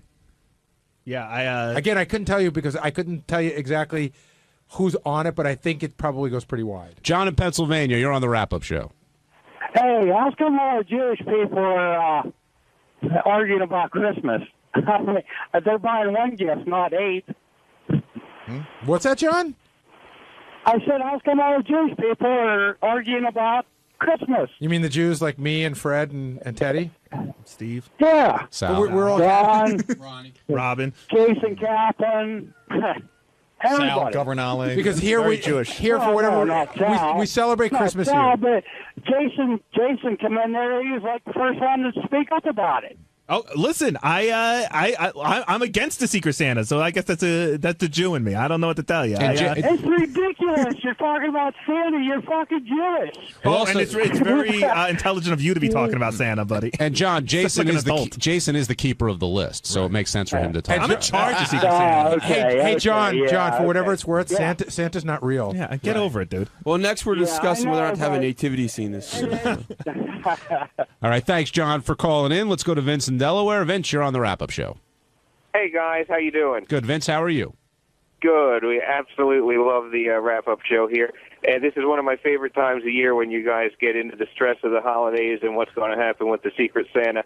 But I actually was calling because as soon as this whole thing started getting talked about, I thought the first thing, exactly what Sal thought, like what's going to happen for Howard.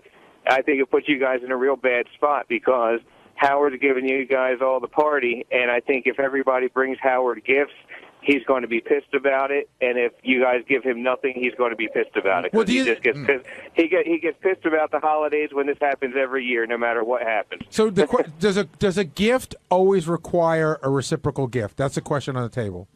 You know what?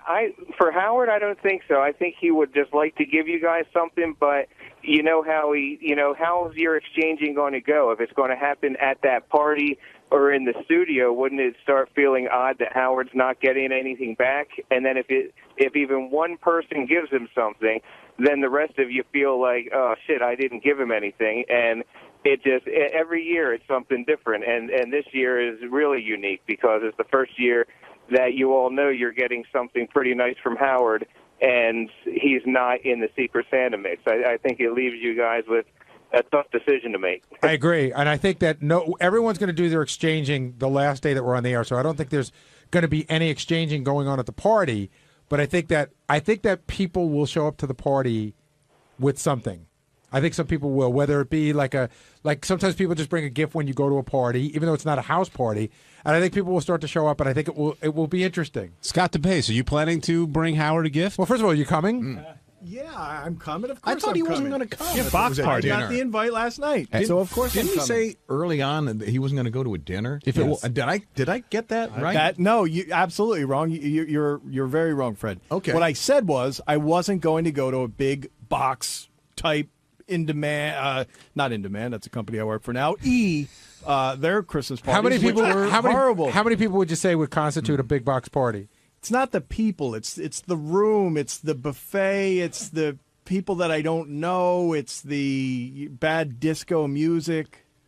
That's what I wasn't into. Okay, so this party isn't supposed to be a box-type party, so I assume you're going to attend. Absolutely. Okay, will you bring a gift for the host? That's a good point. I haven't even thought about it. I usually get Howard something, but he usually throws it out. So, I don't know. I'll have to think.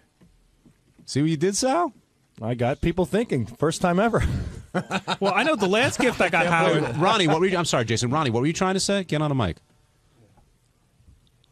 No, I was just calling Sal a stupid fuck for starting shit as always. How did I start anything? Right away, you got to start. Oh, I got to bring him a gift. Oh, the guy's giving us a gift every year that Howard is. Yeah, but he's trying to say thank you. That's all he's trying to do. I'm saying thank you back. It's a generous. It's a generous offer. He shit and throws it in the garbage.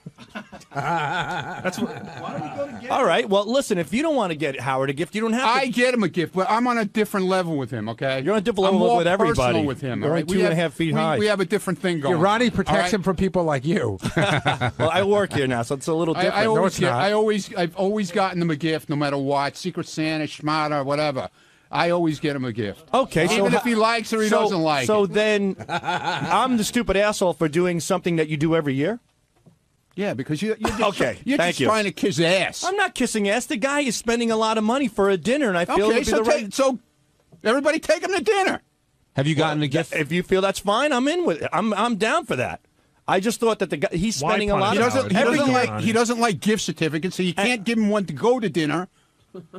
All right, and he won't go to dinner with you. So now dinner's out. He won't use a gift certificate. Okay, so Ronnie called me an asshole for suggesting that I give Howard a gift, but then Ronnie says he gives Howard a gift. Then Ronnie says, why don't you throw him a dinner? I say it's a good idea. Now Ronnie's saying that probably won't work because he doesn't accept gift certificates. No, he didn't. I said throw him a dinner. All right, throw him a dinner. Fine. No, Sal, go ahead. Come on, organize it. Sal, I'm not organizing shit. Why not? I was just thinking that it would be the right thing to do. He doesn't want your stupid gift. He's going to throw it in the can. Sal, Ronnie's giving a gift because it's more of a personal thing, I guess. Right. Yours would be more of a work-related thing. Is that what you mean, God, Ronnie? holy shit, can you guys twist something around? No, you're just an ass kisser. The guy, I'm not an ass kisser. The guy's throwing a party. He's spending a lot of money. That is his Christmas gift. So bring him a box us. of cookies. Like all right. You're going to somebody's house. Did I say what I was getting him? Yeah, some electronic or some That's technology. Right. There's something that he mentioned. What the fuck are you going to get him? There's technology? Something that he mentioned this a long guy has time every ago. Fucking thing you can think of. What kind of technology are you going to get him? Something to mute your fucking car show. What? That's what. Come on, what is it? I'm not. If I say it, it won't be a gift. What do you mean it won't be a gift? I'm on the air, you stupid idiot. So what? I'm not going to. I'm not going to know expose what the gift is. No, I'm not. Howard gonna, said what his gift I'm was. not That's gonna what Yeah, expose right. it. Howard said what his. I'm going to write it down and give it to Gary. Yeah, I'd be curious because I would bet the farm that I you're. just hope he doesn't own it, but I don't have the balls to email Beth and ask her like I used to do because I'll get in trouble for it. I would bet the farm that. So you now I'm fucked across the board, and I got Midget the Clown over here telling me what I should do and shouldn't do. Boo-hoo. All right. Let's all cry for you. All right, so Sal, write it down and show it to write Gary. it down. He could give you. Step away, Jace. Let him do this. How do I word this? Oh God! Maybe the gift is that whatever you're writing A down. remote control dildo. Maybe the gift is that whatever. IPOD. Okay. Listening, just say it. All right, Sal. As Sal writes this down, Fred. I mean, Sal's heart's in the right place here, isn't it? No, it's not. Thank you, Fred. Ronnie's speaking for me. I don't know. I mean, Howard, Sal has brought Gary up a valid Howard's point, mentioned and I this in the think past. We'll all have to, review it on our in our own hearts. Do you know what that is, Gary? Yes. Okay. He's so disinterested in it. Hey, what's up? This is Jason, and on Wednesday's wrap-up show, the guys were all giving Lisa G a hard time because she said she didn't have time to sign autographs in the hall, and everyone was calling bullshit on that. I said, Lisa, how can you not have time to freaking just take 2 seconds out of your life to sign an autograph? I mean, it's ridiculous. Anyone can do it, especially when she's asking these fans to buy her $25 cookies. So we all called her bullshit. She denied it. You decide for yourself. Check it out. I know Lisa's very busy. We have her. Thank you, Lisa, for making the time. Lisa, you're welcome. Lisa, no, I am. Lisa came in at the end, and a conversation about why you wouldn't sign somebody's book or take a photo. No one ever believes anything I say anyway, so I just feel that I'm caught in the middle, that I can't do anything right, and then I'm in the hallway, then I get yelled at, and then Ronnie says, no, you're not in the hallway, but you say hello to this person. Lisa, I disagree with you on this because I think that the rules are pretty clear. Don't nag celebrities. Everybody else is fine to talk to. And so I thought that the guy that wanted you to sign his book, it really... I'm on the side of Ronnie in the sense it was like I'm producing the show. I am extraordinarily busy during the show. I walked by, the guy standing there, book, pen in hand. Could you sign my book? I go, sure. It probably took 15 seconds. I've been scolded at for standing in the hallway with fans. But a guy, putting yourself into a situation where you don't belong, probably not good. A guy says, "Can you sign a book? Can you take a picture?" And the woman who came up here, I was telling Howard this, who was downstairs with the camel toe thing. She said, "Can I take a picture with you?" And in this case, I said yes, and then I got scolded. By who? By Ronnie. Clear the hallway. So it's like I can't win either way. Well, wait, no, hold on. There's a difference between clear the hallway. And you have to again. I would love to get Ronnie in here because I'd love to guess at what was going on. But hold on, if 50 people are in the hallway, if the TV camera's in the hallway and you're in the hallway, and 50 people are in the hallway, it wasn't 50 people. And he also walked out of the green room that he was in. I had to make a split decision. It was nothing against him. I had to make that split second decision. But what's the big decision? Just sign it. There's Well, nothing from to now on I decide. will. From now on I will. In the hallway, in a green room, I'll do whatever. Well, Fine. it takes seconds, is what I'm saying. It took you more time to say no than it did to do it. Lisa, do you feel like you're getting mixed signals from Ronnie? Is that what's confusing you here? There are mixed signals in the hallway. Yes, there are. Mhm. And so you have to make judgment decisions based on what's happening at that time period? And also I know Ronnie gets upset when fans leave the green room that they've been assigned to, and I was in the other green room across the hall. And so then you would have walked across. I was in the hallway. He said, "Could you sign my book?" So I stepped into the green room and I signed it. Lisa, I didn't lure him into the hallway. No, I was in the green room opposite. Right, so walk across. No, he walked into the green room where I was I was sitting. All the more, just sign it real quick. He's already there. You can't stop him. But I'm telling you, I made the split decision. Was any second part of your decision. decision because you didn't want to sign it? I thought it was just Gary and John. Was any part of your decision? Was any part of your decision? He's sort of like the Lisa G of our Ed and Dre. Roll call. Was any part of your decision because you didn't want to sign it? 20 after Ben. No, I made that split second decision. But, so now, what about because afterwards, when Ronnie took the book around, we can talk. But wait, about Lisa, this for 10 afterwards, minutes. Ronnie took the book around. I didn't get a chance to come back here. I was jammed all So did Ronnie morning. ask you afterwards if you'd sign it? Did Ronnie? No. I thought he said he would. No one saw me. Will you afterwards. sign it I was- now? If he wants to come back, I'll sign it now. But I'm not going to be here long today. Now, what about the guy saying that you wouldn't take a picture? I mean, I don't remember who that was, honestly. he was one of the superfan contestants. There were that 3 day. superfan contestants. A woman who won, another guy who was Gina? She was the winner. She but was the guy- winner. It was the young guy, Matt. There were 2 guys. One was younger and had a From thick Haverhill. Boston accent. From Haverhill. Well, it's funny. I don't remember. I'm so sorry because my family's from Boston. Of course, I'd remember someone from Boston. Well, regardless of whether you remember or not, do you have an issue taking photos with people? No, you were I'm being telling- accused of having an attitude. I'm telling you, no. If I'm in the hallway, I can't do anything right. I'm in the hallway. Get out of the hallway. You're in the wrong green room. Get out of the wrong green room. I'm not making these things up. I've been scolded at. They're out of the green room. Get in the green room. You're in the hallway. Get it. So I'm like, okay, I'm just going to play it safe. So you feel like you can do no right no matter what you do. Yes.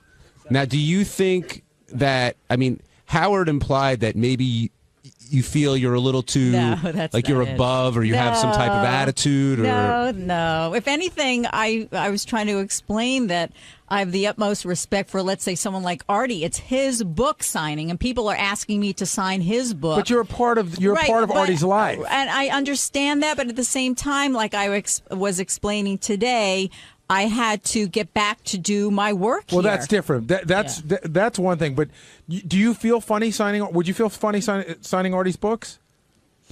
I do. It's his book signing. It's his book. Not. But people are interested in you because you're a part of the show. Listen, Will and Jason signed that guy's book Right, yesterday. well- They weren't even. I think Jason was in high school. I was 11 years old when Right, that book but came the out. thing is, I thought it was just you and John. No, but you're a part of the show, is what I'm saying. So, listen, people ask me to sign all sorts. I've been asked to sign Right, well, Jackie's now, album. Look, now it's been made very clear that it's okay that I can sign someone's She book. got a little bit of Sal in her. She doesn't know what it is until somebody tells her what it is. Do you know what I mean? No, that's not it. If anything, I'm trying to put Artie first. It's Howard's show. Well, Lisa, let's say, using the Artie example, let's say Artie had already signed the book. And then somebody came over to you and say, "Hey, Lisa, would you mind signing this?" Would you have an issue then? Like, I can understand if the book is completely unsigned Yeah, that's and they only. happened to me, and that's like, oh my God, that's a little weird. What? It's not my What's book. weird? If someone brings me, let's say Artie's book, could you sign this book? Or Here's how I look at it. Artie's book at least has a connection to the show. A blank piece of paper has nothing to do with anything. If somebody handed you a blank piece of paper, No, would we're you sign talking it? about a book. If somebody handed you a blank piece of paper and said, "Lisa, I want your autograph," would you sign it? Yeah. Okay. Artie's book has a connect. You have a connection to Artie. That's a connection to the show. A blank piece of paper is just a blank piece of paper. I understand why somebody would ask you to do that. Jason, what did you want to say? That's what, unbeknownst to you, Lisa, and the rest of the audience, like I got Gary to autograph my book for me while the show was on, just to demonstrate how easy it is to sign a book. I have to call her out on something. I was listening to this in the car just now. First of all, Lisa, I'm not calling you a liar, but you are a big fibber. You fib a lot. I do. You fib. Isn't that the same? Yeah, no, it's not quite a lie. Lie is okay? more malicious. Fib is sort of sweet, but still a lie. Yeah, because I don't throw you out of green rooms. I ask you to leave when I have a guest coming into a green room. I don't tell you to get out. I'm not I say saying I you're need telling the me. green- I said I you weren't need the listening. green I said room. you tell. I was listening. You tell that to the fans who leave And the then here's green room. another thing. Who try and talk The to me guy because with I the was sitting in. book. The guy with the book. You okay? weren't there when he asked me to sign it. I was there. You I was were standing not. right in the hall, in the aisleway, right in the hall. Right, and what did I say And to I heard him? you say to him, "I can't do it now." I said I'd sign and then it the guy after goes your to segment. me like he shakes his head and he throws up his hands like, "Why can't you I don't sign it?" wanna go over this I don't know. all over but again. Here's what really gets me why you're a fibber. Okay. Here it is. You stood in there and you talked to the guy about some group called Mensa or something. He's in Mensa. And you couldn't have fucking signed his book He didn't while you were ask me to standing sign there. it then. He had already asked you to sign No, it. he did not. Yes, he did. That was No. after the fact already. No, oh, he yes, did See, not. this is how you fib. Well, that's not. I don't You're remember that either part. out of your fucking senile, either one. Maybe. Guys, I have got to go. Okay. All right. Thanks, I've got a couple of questions for you. Where you going? A signing. Yell him out, Ronnie. Yell out a question. Yeah. Well, what's the best thing you did? A hand job or a blow job? On Thursday's wrap-up show, all the talk was about John Stamos, who said he's struggling to find his Beth, and we'd all love to have his struggles because he's such a good-looking guy. And then he also revealed that Ashley Olsen was into Howard as well. So whenever Stamos comes on, there's lots to talk about. And you really want to hate the guy because he's so good-looking and gets all these girls and whatever. But he's one of the nicest guys, and he's a great guest. And here's how that conversation I wonder if Stamos expected to be introduced like that when he walked into the studio. I think I might have pulled it. He was in the bathroom. That's always the funniest thing, too. He was in the bathroom. We have a speaker that's in the bathroom. And so he was just coming out of the bathroom. What did Howard say? What did he call him? A cocksucker? Yes, a cocksucker, maybe a dirtbag a couple of times, and here's John. But John spoke about him, like his desire to find his Beth, looking for the right woman, and Howard sort of poo-pooed that and felt like John was making excuses. Well, I think what Howard was saying is that there have been plenty of Beths. John just wasn't in the mood to be attached. And I wonder if he's in the mood to be attached now. I mean, I think that I don't think he's being disingenuous so much as you get to be an age where it almost gets creepy if you start dating girls that are way, way younger than you.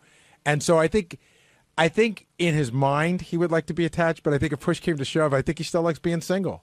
Well, I mean, he still looks pretty young, yeah, too. And he's a young guy. How old is John? Is he like 42, 46? Good for him, man.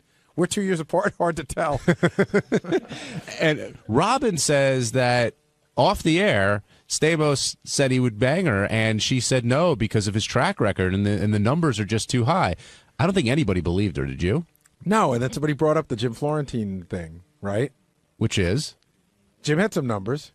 That's true, and didn't dissuade. And listen, I love this because I think Jim's the greatest guy in the world, but I think Jim came on the show one time, and I think the story that got him on our show was that he was banging a girl at a Russian girl at a comedy club over the toilet, and her foot went in the toilet and hit his head on the wall. You know what I mean? So those are some of Jim's numbers. Right. So if Florentine didn't dissuade her, then why would Stamos? Plus, Stamos is, I would imagine, is somewhat of a conquest for any woman. I wonder if it's not. I wonder if that's intimidating. The numbers? No, the person. You know, in other words, we'd all love to bang Carmen Electra, but given the opportunity, it's. I would still do my very best, but it's intimidating. If Carmen Electra wants to bang you, something tells me you'd step up to the plate. I would, but I'm saying I would totally step up to the plate. But wouldn't you be intimidated? More in awe than intimidated, I think. I know what you mean. Like, oh, my God, look at this. I would, believe me, it wouldn't slow me down a nanosecond, but I would still be intimidated. Yeah, I don't know. I thought Robin might have been making an excuse because of an uncomfortable moment with John there. And we've talked about this before when Stamos comes on. He's a good-looking guy. He does really well. You really want to dislike the guy, but he's one of the most charming and nicest people. And one of the things he does, which I always respect him for, was he says hi to everybody. Yeah. He's really just sort of a regular guy. And it's funny. He loves coming on the show, and I don't think he ever sees his value on the show. And afterwards, like as soon as he got up, he goes, "That was boring, right?" I go, "No, not at all. You talked about a lot of cool stuff." But he's very self-deprecating, very down to earth. And he also revealed that Ashley of Mary-Kate and Ashley is really into the show. Yeah. And really into Howard, apparently. And Howard said, yeah, he's into Ashley, but not really into Mary-Kate. Is that possible? Can you be into one Olsen twin, but not the other? I haven't a clue which one is which. I have to tell you, I mean, I've watched them when they were little kids. I've never, studied them the way some of the guys on the show have. I don't know which one is which. In fact, today was the first time I knew that Ashley was the one from Weeds. I knew one of them was in Weeds. No, Mary-Kate was in Weeds. Oh, really? Yeah. See, then I don't. Do you see what I know about? Well, Mary-Kate has become the more sort of earthy, and Ashley isn't that way. I would say I sat across from them. I had a meeting in an office in New York 3 years ago, and they had a meeting in the same office, and we sat right across from each other, and I didn't know which one was which. How old are they now? I guess they got to be 24. In their 20s? I'll look them up. But does it still feel like taboo when you talk about them like that? Only if you're their TV father. And John, he's very protective of them, even to this day. Ralph has brought this up a bunch of times, and you really can see this from when you see them do everything in the press. But they really are a TV family. They really are one of those shows where everybody appears to have liked each other. And yeah, John does seem a little protective. Okay, they were born in '86, so they're June of '86, they're 23. I don't like how Kimmy always gets left out these days, Ryan in Akron, you're on the wrap-up Which show. one's Kimmy? Gibbler, the next-door neighbor. The annoying friend of, whatchamacallit. DJ. Thank you. The skinny one, the skinny one with the funny face? Yeah. Yes. There's a whole thing. They had a big party on the set when it was time for her to go to her prom, and they sent her off like that was her family. I'm telling you, they love all of them. Well, I don't know if Gibbler's part of that, but we'll see. Ryan, what's going on? Yeah, I was calling about Robin not banging Stamos, and I only think that wouldn't happen because John would tell. John's dedication seems more to the show than it would be to a relationship. So I think he would give up all the goods to Howard. So that's you bring up an interesting issue, Ryan. If Robin banks Stamos, would Robin tell Howard? Would Stamos tell Howard, or would no one tell Howard? No one. Robin doesn't tell Howard anything. No one would tell at first, and then one of them would crack. And I don't know how it would go down. I would have to think Stamos would say something first. You know, it all depends on your performance. You know, if Robin thought it went really well, she might spill the beans first. It's a good point. Could be. All right, Ryan, thanks for calling in. There's also when John's in there with Howard, and John went to tell that story, and Howard immediately is like, well, I got one on you. And you, like, every time they're there, you always wonder what that conversation would really be and what stories they know about one another. I know, but my favorite story of the day is that Howard spent the whole day with Rebecca and nothing happened. Yeah, I believe it, but that's a dull story. Well, that story's never gone away. I mean, it's been around for a while and seems like it'll never go away. No, you're talking about two different stories. I'm talking about the one where he babysat her. Oh, and yeah, well, you're right. And I totally believe that, but I think that's funny. Benji, when Stamos comes in, we were talking before, Robin made the comment how she would never bang him because of his numbers. And do you believe her? Well, I think that's her. Yeah, I think she's giving an honest reaction. I don't know if in the moment she wouldn't, although she says he seems to at least been flirting with her about it. But I think she's being honest, yeah. I mean, why you know, she's definitely made herself available to certain guys here. So why not, you know, him if she really liked him? And she made a point of revealing that it was off the air that he asked her about this. It wasn't on the air, you know, but she made that decision. I don't know. Whatever happened to the young kid that, remember Robin was friendly with the kid that came on the air that liked her? Oh, the younger, the blonde guy. Yeah, like the 25-year-old. You saying Stamos is too old for Robin? I'm saying that guy probably has way less numbers. Maybe that's what she likes about it. That's true. Well, hopefully we'll find this out. Nick in Lake Tahoe, you're on the wrap-up show. Hey, John, how you doing? Good, Nick. Hey, do you think John has Wilt Chamberlain numbers on women that he's been with? All right, let's break that down for a second, because Chamberlain said 2,000, right? No, I think it was 20,000. Put another zero on that. 20,000? No, I don't think he's got Chamberlain numbers, but I'll say, 365 days a year. I'm going to give John at least a third of that a year. So I'll give him around. So I'll say 120 a year. He could have Chamberlain numbers. You know, he could. If you give him 120 chicks a year. He's 46. He's 46, and he really probably started getting laid when he was like 16. By the time he was 18, he was on network television. Okay. So he could have Chamberlain numbers. Okay, I got one more question for you. Although you do have to put into account he was married, and in a couple of he said he had a couple long-term relationships. So he would either have not to been monogamous or have would have had to really do a lot to make up for it. So I'm now taking it back. Not Chamberlain numbers. Chamberlain numbers only if he'd been single the whole time.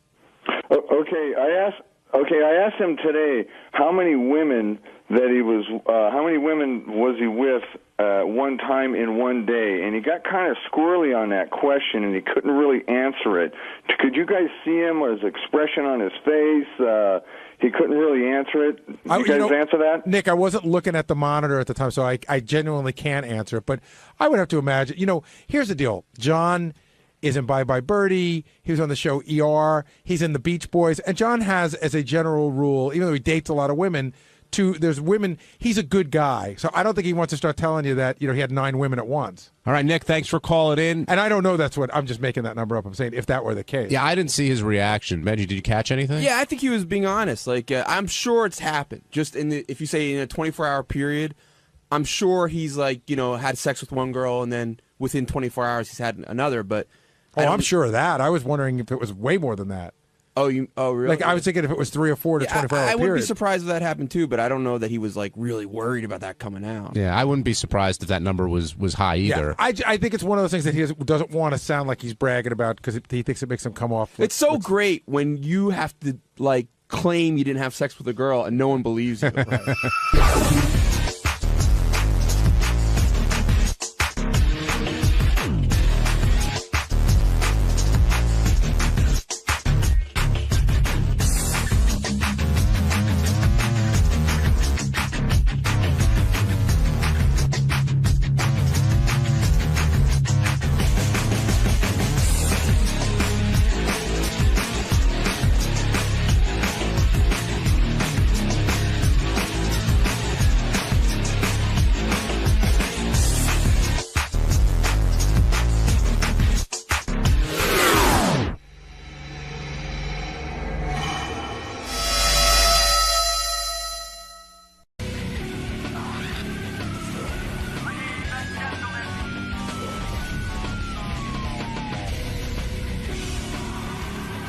Dean, good morning. Hey, how you guys doing? Good. Welcome back, man. Hey, thanks for having me back. It's good to see you guys, man.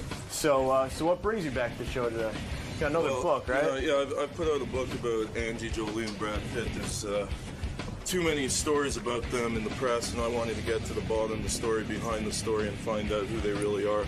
And, a lot of media has been afraid to write about them, and I think it's really concerning. But it's sympathetic. It's a very balanced account. And as I'll tell Howard today, if I stand by this book 1,000%, I challenge anyone to prove anything wrong in that book. I'll sleep naked in Times Square for a month. That's how much I've worked, how hard I've worked. All right, man. We'll see you in there. Okay. Peace out. All right, this guy's name is Ian Halpern. He was the book about Michael Jackson, and he predicted that Michael Jackson would be dead, and sure enough, Michael Jackson died. So what are his other predictions? I think that's it. Well, now he wrote a book about Brad Resting Pitt. his hat on that one. Well, no, he wrote a book about Brad Pitt and Angelina Jolie, and now he says Brad Pitt and Angelina Jolie will be divorced In 18 months, he said, I think. 18 months, right? Is that right, Ian? Yeah, I'm making another prediction here today, Howard. Is this the first time you've ever made this prediction? Yeah. Well, Okay. no, I've said within the next 12 to 18 months they'll be toast. And look, my book's extremely sympathetic to Angelina Jolie. It's not some account just for the entertainment of the readers, but she's had a very dark past. Lots of, self-admittedly, she has had drug addictions. There's been a lot of stuff about incest. Right. And, I went undercover in this book, Howard. That's what I specialize in. Now, how do you go undercover? You became one of the kids? Oh, wait, I'm going to tell you. Hey, by the way, Ian, you're straight, right? Yeah. Yeah, but what's this new look? I mean... you like the look, man? It's a little... it's a bit undercover? People might think you're not Like heterosexual, that? yeah. Are you? But you're straight, right? Yeah, I'm totally straight, definitely. And but Have you again, ever had a I've gone homosexual under- experience? I've gone that. No, never. Except Does it matter? Except, wait, there is an exception. Yes, it does matter. What's the exception? No, the only guy I'd kiss in the world, Howard's you, because I danced with you last time. But I'll tell you one thing. What an honor. Have you ever kissed a guy, Howard? No, never. Never. Have you ever fantasized about a guy? Never. Same here. All right. But Fair but that's you don't it. count Fred as a guy, do you? Come over here, you. Look, I went undercover as a gay actor in the Church of Scientology, Right. and that created a splash. But this book, Didn't they Howard- try to convert you? Like, didn't they say they could fix you or being gay as if it was That's fixable? right. That's right. Yeah, And, Scientology finds something wrong with being gay. That's right. Is that right? All right, let's talk about this. First of all, tell me something. Michael Jackson book that you wrote. Yes. Successful? Yeah, #1 because of you, man. Did you make a lot of money with it? Yeah, I did well. I'm paying the bills, and my kid's happy. And same publisher on this new book? Different publisher, but actually, it is the same publisher who put out all the editions except the U.S. editions, because Simon & Schuster put out the U.S. edition, and it's Transit. Answer questions about Brad Pitt and Angelina Jolie. I'm Wait a actually minute. fascinated. I want to know how he went undercover this I'm going to time. get to it. Okay. Give me a chance. Because I can't imagine. All questions will be answered. All right. In fact, I know how he went undercover. Uh-huh. He went to the same mental hospital that Angelina Jolie was in. Wow. Wait That's a it. minute. What do you mean? Was she there? No, found out nothing. But anyway, listen, at least he went there. All right. He got himself admitted. I said I was nuts. He went That's right. 10 years after she was there. Right. Oh, my But all right, God. it sounds good. And But- the mental patients gave him information for this book? Yeah, what was the point of going to a mental hospital? Were you trying to get her records or something? Yeah, no, I wanted to see more of the experience she experienced there, because she's had a lot of therapists over the years, and I wanted to talk to people, and a few people did know her, and I was able to just get an idea of her mind frame going in. And I did my research. How did you get yourself admitted? What did you claim was wrong with you? Well, that's how I found out before. I did extreme research. The only way you could get into this place, it's at the UCLA Medical Center, and Britney Spears was also in the same place, Yes. is by either saying you're suicidal or that you're going to be a threat to society, that you're going to blow someone's head off. So what, you potentially. said you were suicidal. Yeah, I said I was suicidal and possibly a threat to society. I said I was very... So, How long did you spend in the mental hospital? Well, I went there several times, a few days. Right. And Under your own name? No, I used the name Billy Bob Jackson. Is that true? Yeah. Billy Bob Jackson Billy was Bob your Jackson, alias. Right. But, there's Michael so much Jackson here. reference and Billy Bob That's Thornton, her right. ex-husband. Yeah, right. you got it, okay. Howard. All right, let's go through this. The most fascinating thing I can say about Angelina Jolie is that for years she was thought of as a kook and a nut. She was wearing blood vials. She was kissing her brother on the red carpet. No one had a worse kookier reputation than Angelina Jolie. Somehow now, when she walks in the room, she's like a princess. She's almost like royalty. People are afraid of her. She's like Mother Teresa, except she has sex. Right. She's Mother Teresa. Who orchestrated this brilliant reversal? Who sat down and said, listen, Angelina, you got to do something spectacular. You got to give $7 to $9 million of your money away. You got to, go ahead and adopt 57 children. I mean, the woman now is like a saint. Who orchestrated Who said this? Adopt a black child. Right. Who is the genius? That's the question, and that's the question I answer in the book. Every time Angie gets herself into a sticky situation, she and her management, including her personal manager, Gar Kaczynski, they do what magicians call misdirection. Go ahead. Every time, for instance, remember that Oscar kiss with her brother? Yes. Now, let me ask you a question, Howard. Do you think that was an open mouth kiss? Did you see that kiss? Yes, I do. Absolutely. And now, as soon as the media caught wind of this, in Hollywood, if you do shit like this, if you're gay, it's over. You're blacklisted. You'll never work again. You'll never get into a casting room and get on the big screen. Absolutely. So what she did, and very clever, I got to take my hat off to her for this, is called misdirection. She focused the media's attention. She checked herself into this hospital, and, she's seen therapists before, but all of a sudden, she's with Billy Bob Thornton. Right. Her management says, never appear in public again with James Haven. This was... Right, he disappeared. Right. He totally... you don't even see the brother. Yeah. It's like he fell off the face of the earth. Is he still alive? He's going, and they're still close. Right, but you don't see him anywhere. You never see them together. This was... Was she able to follow direction? Obviously, yes. I mean, she's not so crazy that she wasn't able to say to her management, okay, I will do everything you say. Her thirst for stardom must have been very strong to cut off this kooky behavior. Okay, True? well, yeah, she's always wanted to be top dog in Hollywood, but let's call a spade here. She does have talent. Yeah. Mm-hmm. She's had a lot of bombs. If you look at her filmography on IMDb, I mean, most of her films have bombed over the years. Right. She has had a few hits, but the thing I do respect about her, Howard, every time she falls down, she gets back up. Okay, let me understand something. When I read in the paper that Brad Pitt and Angelina Jolie did something very noble, they just gave away $7 to $9 million to charities. It's a lot of money, and I know they're famous. But where is Angelina Jolie, as you say, her movies aren't that successful. Where is she getting this kind of scratch to give away $7 to $9 million to charity? In other words, the numbers don't add up, do they?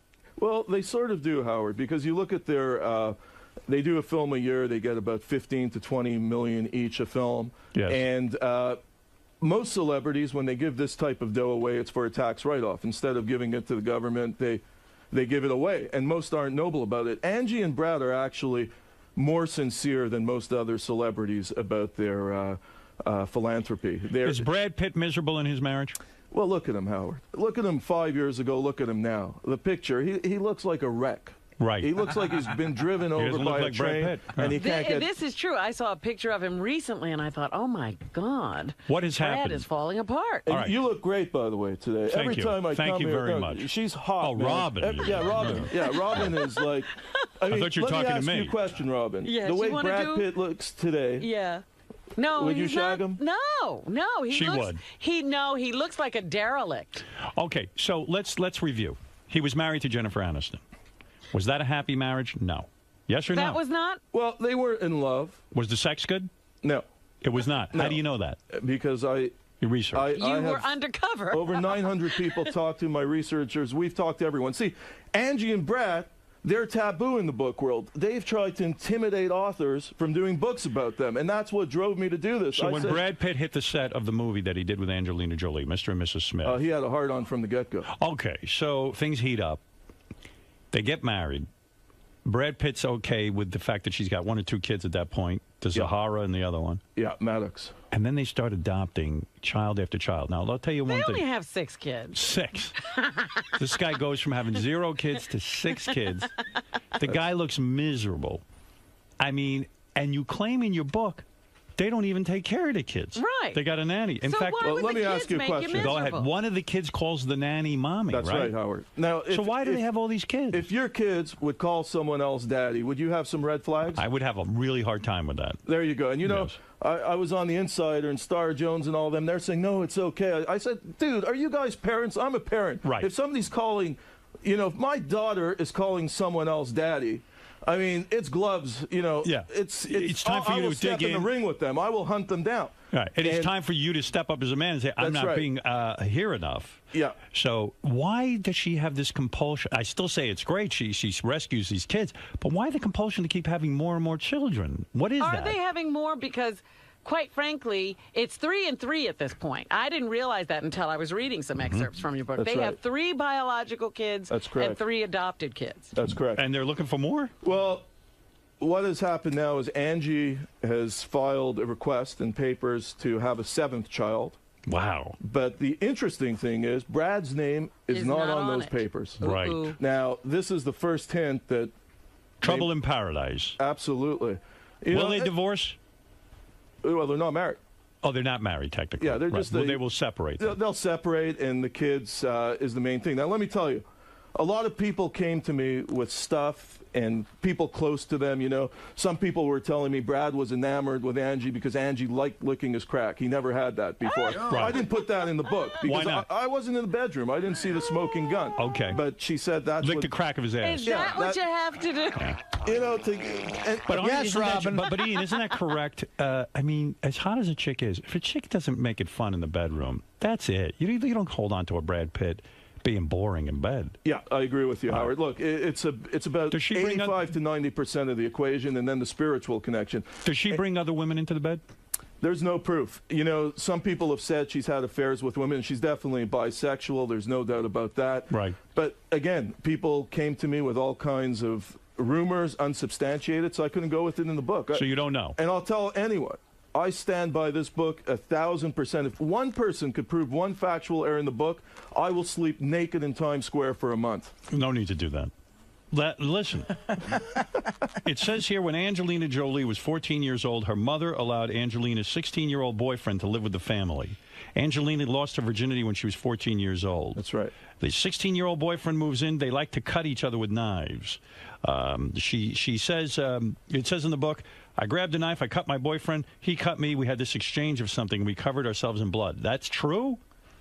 She cut herself? Is that why she was admitted into a mental hospital? Well, she was with therapists even before that as a child. She's been seeing therapists. Why? Why is she so messed up? What's her problem? What's the diagnosis here? Well, the problem is with Angie, they say she could be your best friend one day, and as Brad is soon going to find out, as soon as she decides to turn on you, you're toast. But she, as you said, she's always been, you point out in the book, into self-mutilation and stuff like that. To her credit, she's tried to turn herself around, but everyone close to her says, you know, including people in this family have told me, look, I wish they'd break up today. I'm scared for Brad's well-being. This isn't the type of women we wanted him to be around. But with Angie, everyone says it's 2 steps forward, 1 step backward. Is that why she used to wear vials of blood? Was she cutting herself? And Billy, she got into that with Billy Bob? Oh, yeah, they were deeply into that. But the whole Billy Bob thing that I say was just, it was a ruse to really misdirect the media, and all of a sudden the media She married Billy Bob because you're claiming when she was kissing her brother it made her look weird, so she married Billy Bob to say, hey, look, don't you see I'm with a guy. I'm not making out with my brother. Absolutely, you guys are all Howard. She nuts." had to misdirect the media, and she did it very clever. Look, she's not evil, Angie Jolie, but she's manipulative and cunning more than anyone. When she was young, during one cutting session with her boyfriend, Angelina ended up slashing her neck, cutting an X into her arm, and slicing her stomach. She had to be rushed to the hospital and given a life-saving blood transfusion. Wow. That's wild. How many times was she admitted into a mental hospital? Well, she was with therapists numerous times, and that one time in the mental hospital. One time? Yes. Now, do you get into the relationship with John Voight? Yes, that's a good question. You know, John Voight, she said at her Oscar speech at the Golden Globes how great a father he is and how he's always been there for her. All of a sudden, she turns on him and tries to convince the world that he was a terrible father and undesirable. And John Voight, one thing about him, like him or not, I actually like John Voight as an actor. I do too. One thing, he was a very responsible dad for He was. all the children. We've Yeah. all been told he was not It's responsible. totally false. And in Angelina Jolie's own words, at the Oscars, she thanked him in her Right. Oscar speech, thanked him at the Golden Globes, always said, without him... Why then did she turn on her own father? Because he went to the media, he went to Access Hollywood, and he said to them that, I think she's going back to her old ways, and I think she's having a mental breakdown, something to that effect, and she flipped out. But isn't she right? I mean, why should he go public with that? She is right. Well, I mean, your father should shut his fucking mouth into the media, and if he wants to contact you privately and say, "Look, I'm worried about you," you don't take that to public. Howard, he tried to contact her privately. He wanted to meet his newly adopted grandson, and for some reason, she wouldn't let him meet Maddox, and that's why he went to the media as a second resort. I agree with you. He was desperate. In other He words. was desperate, and I think John would admit that as well. Angelina went to New York University, went to the Tisch School of Creative Arts, and tried to kill herself while she was there? Yes. And how serious was that? How serious was she Well, about she it? hired a hitman. She hired a hitman? Yeah, to kill herself. To kill her? Yes. She said she had nothing left to offer the world, and she hired a hitman, and then she reneged at the last minute. But, How do you get out of it? You pay him more not to kill you. Angelina Jolie says that when she married Billy Bob Thornton, he was so good in bed that she couldn't walk after sex. He had such a big cock, right? Yeah, Wow. Billy Bob's well hung, Howard. He's him and Errol Flynn, I think, are the legendary two guys in Hollywood. So why get rid of him? Or he got rid of her? I don't know. No, she dumped him like a hot potato. Billy Bob today says, with Angie was like making love to a couch. Right. But, the bottom line is, you ask Billy Bob today, if Angie phones him and says, meet me at this hotel in Manhattan, he'll be there in a heartbeat.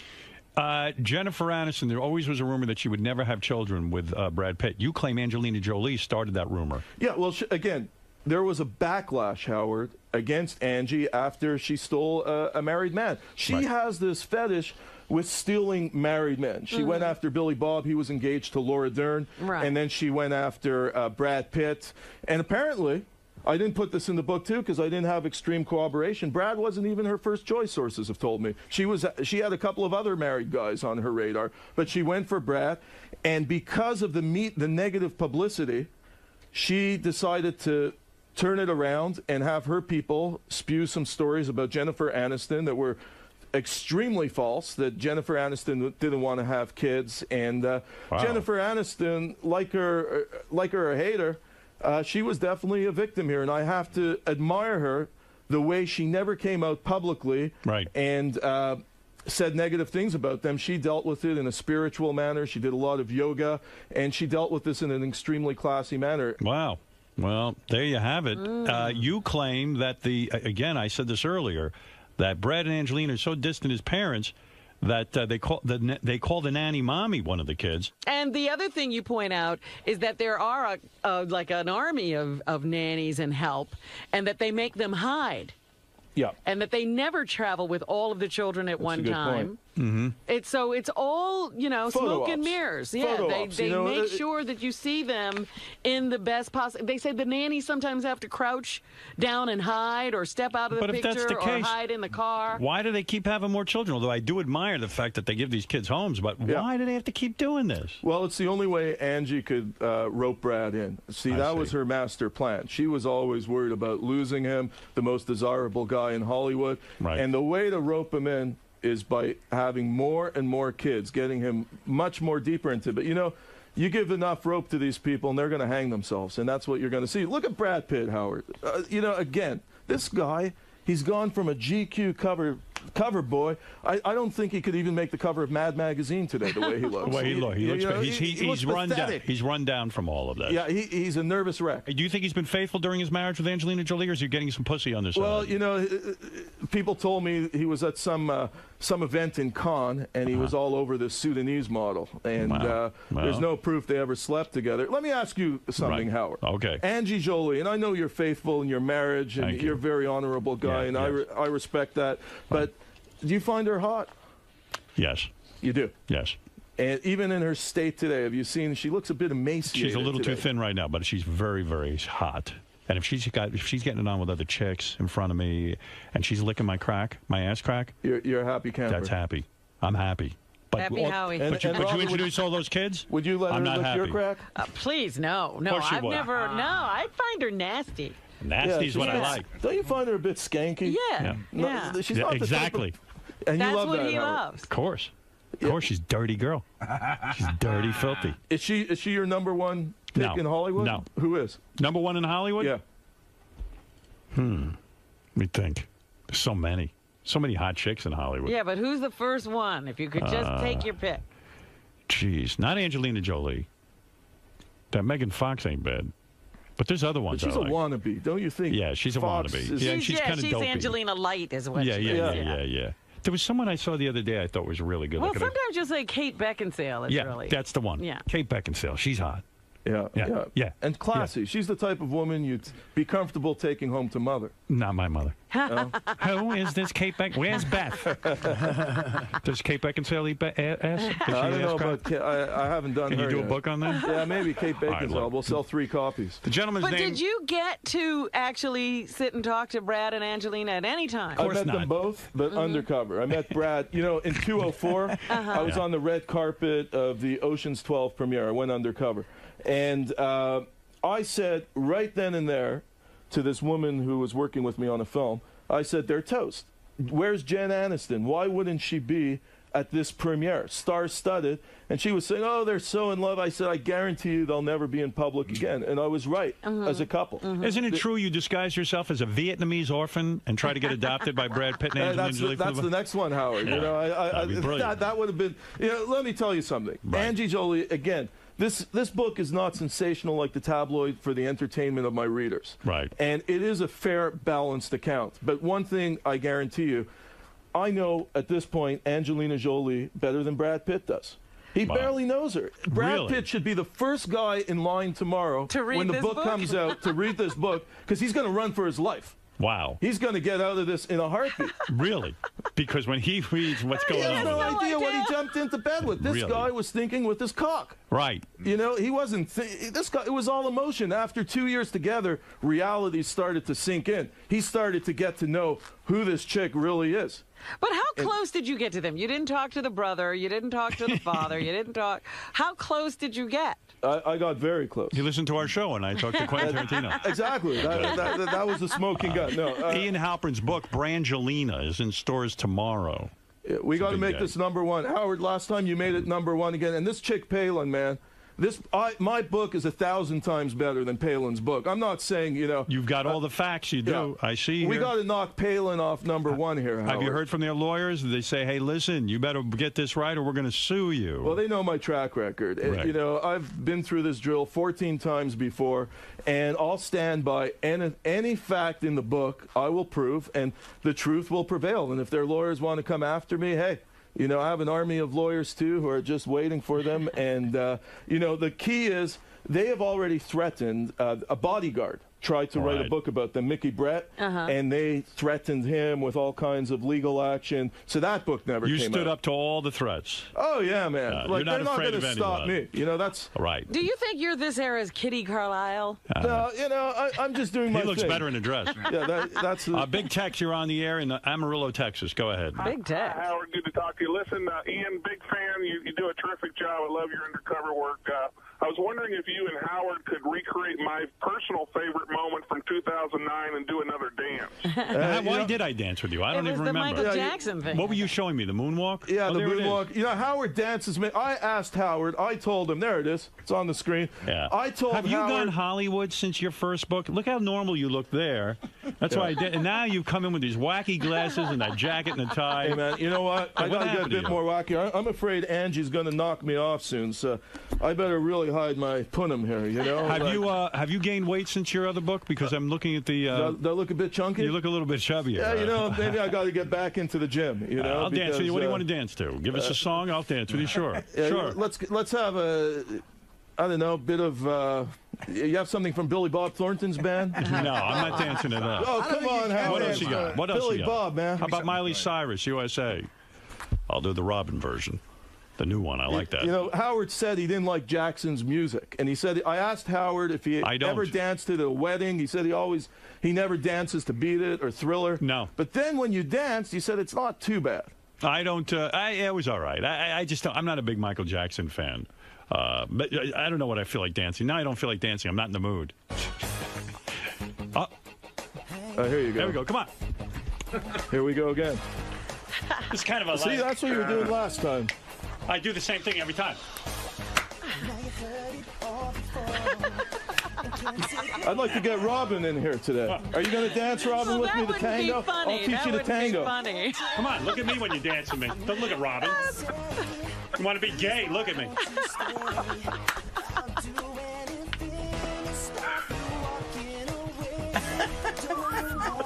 You're really creeping me out. I like it, though. Thank you.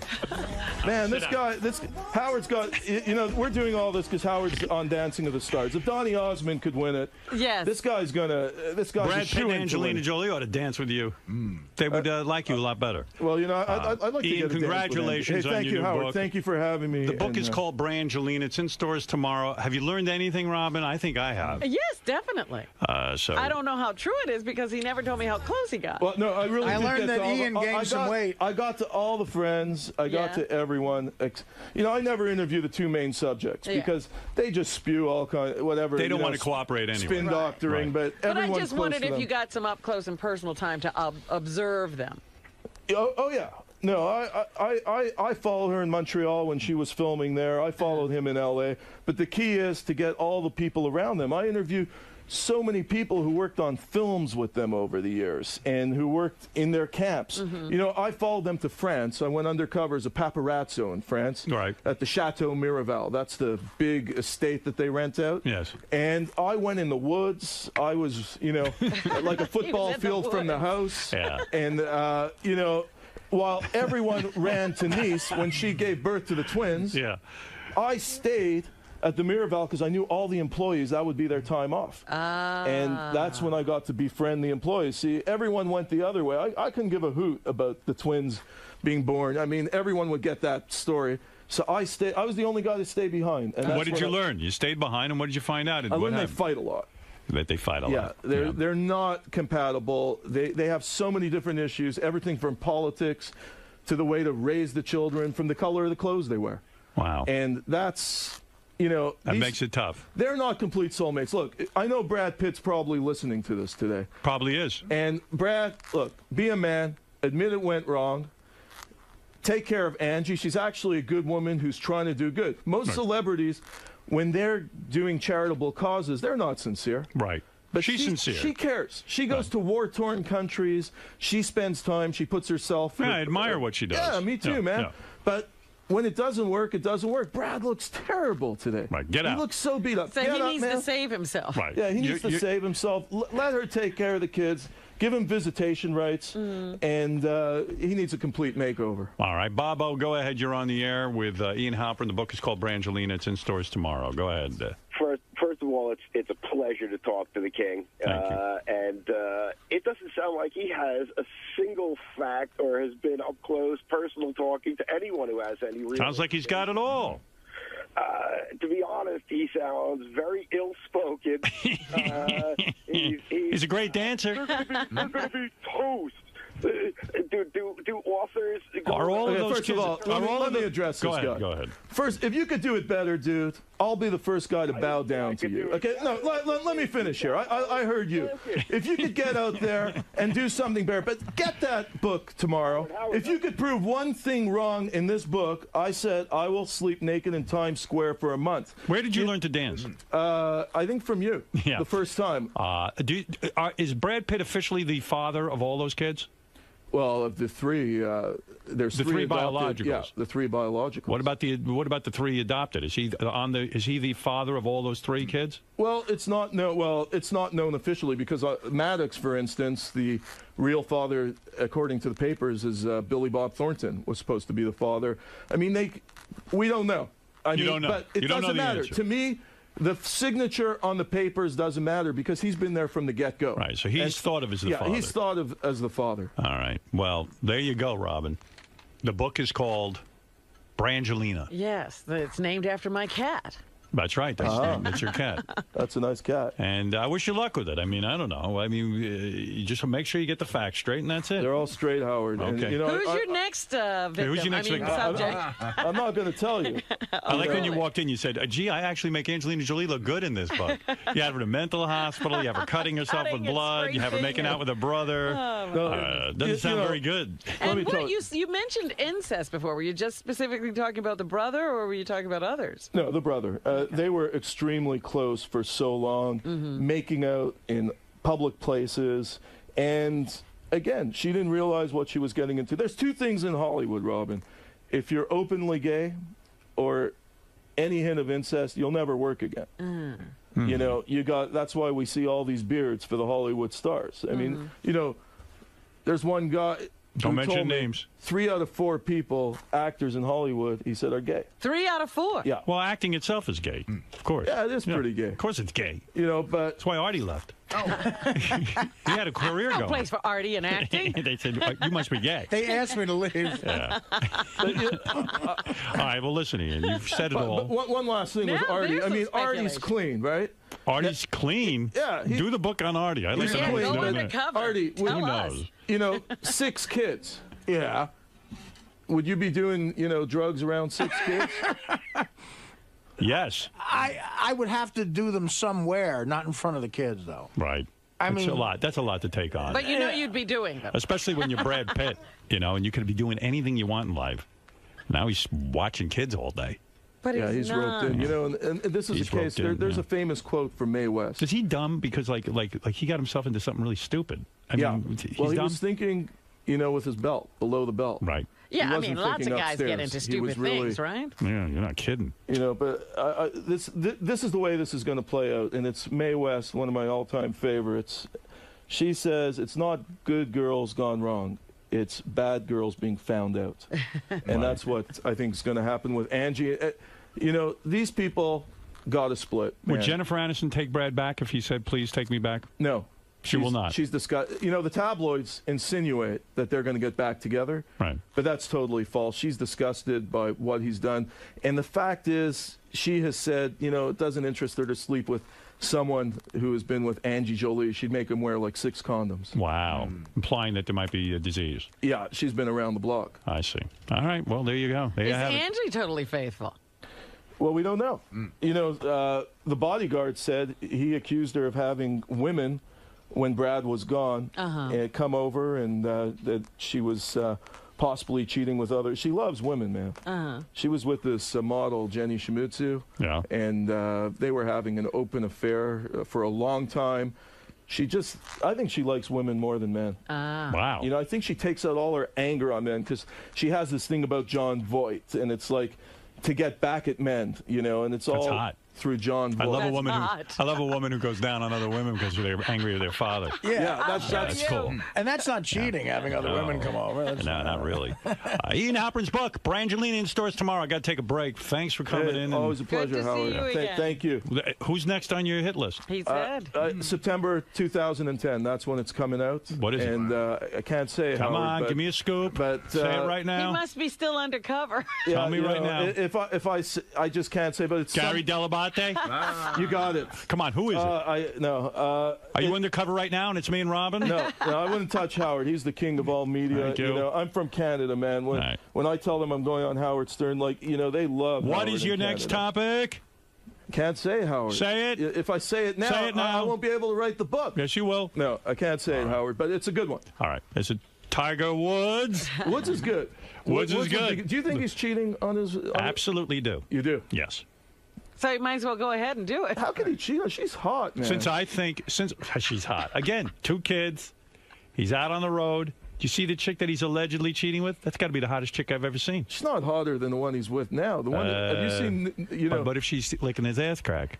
Yeah, that's it. It's all about the crack. Right. See, that's how these. You find a girl doing that, you're not leaving her. Yeah. That's it. It's or you are leaving. That's a good topic. All of a sudden, Tiger Woods is as interesting as OJ. So what do you think happened there? You think Woods was just running for his life and she was chasing him with a golf club? I think she already got a hold of him in the house, scratched him up pretty good. He got in the car, crashed it into a tree, and said, "Whoop, Look what happened. I scratched my face when I crashed my car. You That's what I think he think. crashed the car and You don't on think purpose? you don't think he was Yes, going I to the range to practice his swing at 2:30? I don't know. I in the think it's funny that she tried to beat him with a golf club. Yeah, I mean, I he know. must- I know they're claiming that she rescued him from the car with a golf club. Everything in how that did house she drag him? But everything in that house is golf club. I mean, they rescue people with the golf club. They earn their living with the golf They're club. like man when he first found like a stick.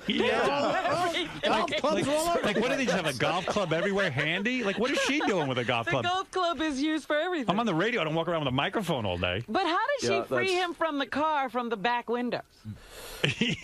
Why would Yeah. she need to do that? Robin, there's some holes in the story. It doesn't make sense, right? yeah, You're an there- investigative reporter. You know, the thing is here that the tabloids are saying that he's been cheating on this woman, and this woman denies it. So a lot of the media is saying, "Oh, it's got to be true that they're not together." But come on, I believe there's- it. You believe he's? I believe it. And if I believe it, as Robin says, you might as well cheat.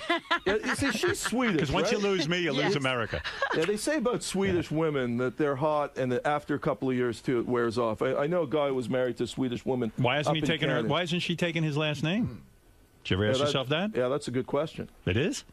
Yeah. Oh, I mean, of course it is. Yeah. They call her Elin Nordstrom. Yeah, that's right. Nordigan. Yeah, you think Woods would sound nice at the end of all that. Right. I can barely pronounce her name. But is Tiger Woods' neighbor black? I don't know. You don't know? I don't know. Could you go undercover and find that out? Yeah, Can you find out for me? But you know, Woods is weird because he lives like you'd expect him to live in some sequestered mansion or That's what I something. said. The guy lives like you know. Robin brought that up. Yeah, he lives like in a housing project. It's bizarre. All right, listen. We've said a lot. You haven't written a book on Tiger Woods, as far That's as I right. know. We don't know what your sources are Yeah, on for that you one. to comment on Tiger Woods is totally outrageous. You better stick to Brangelina, Michael Jackson. Yeah, hey. All right. Ian Halpern's book, Brangelina, is in stores tomorrow.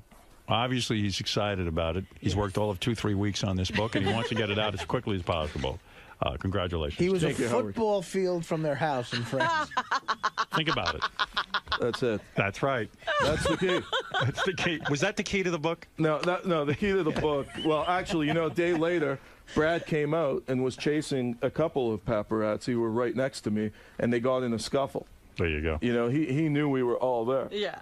Who will come out on top of this, Brad or Angelina, if they do? Angie always comes out on top. She And will by the come way, out. there's only Is room for Brad one of them done? when it's finished. Is Brad Pitt over? Is Brad done once she dumps him? Well, she's a tough cookie. Mhm. You know, so far her track record clearly shows after anything, she's resilient as anyone. Yeah. She comes out on top no matter what. And I say there's only room for one of them after they split.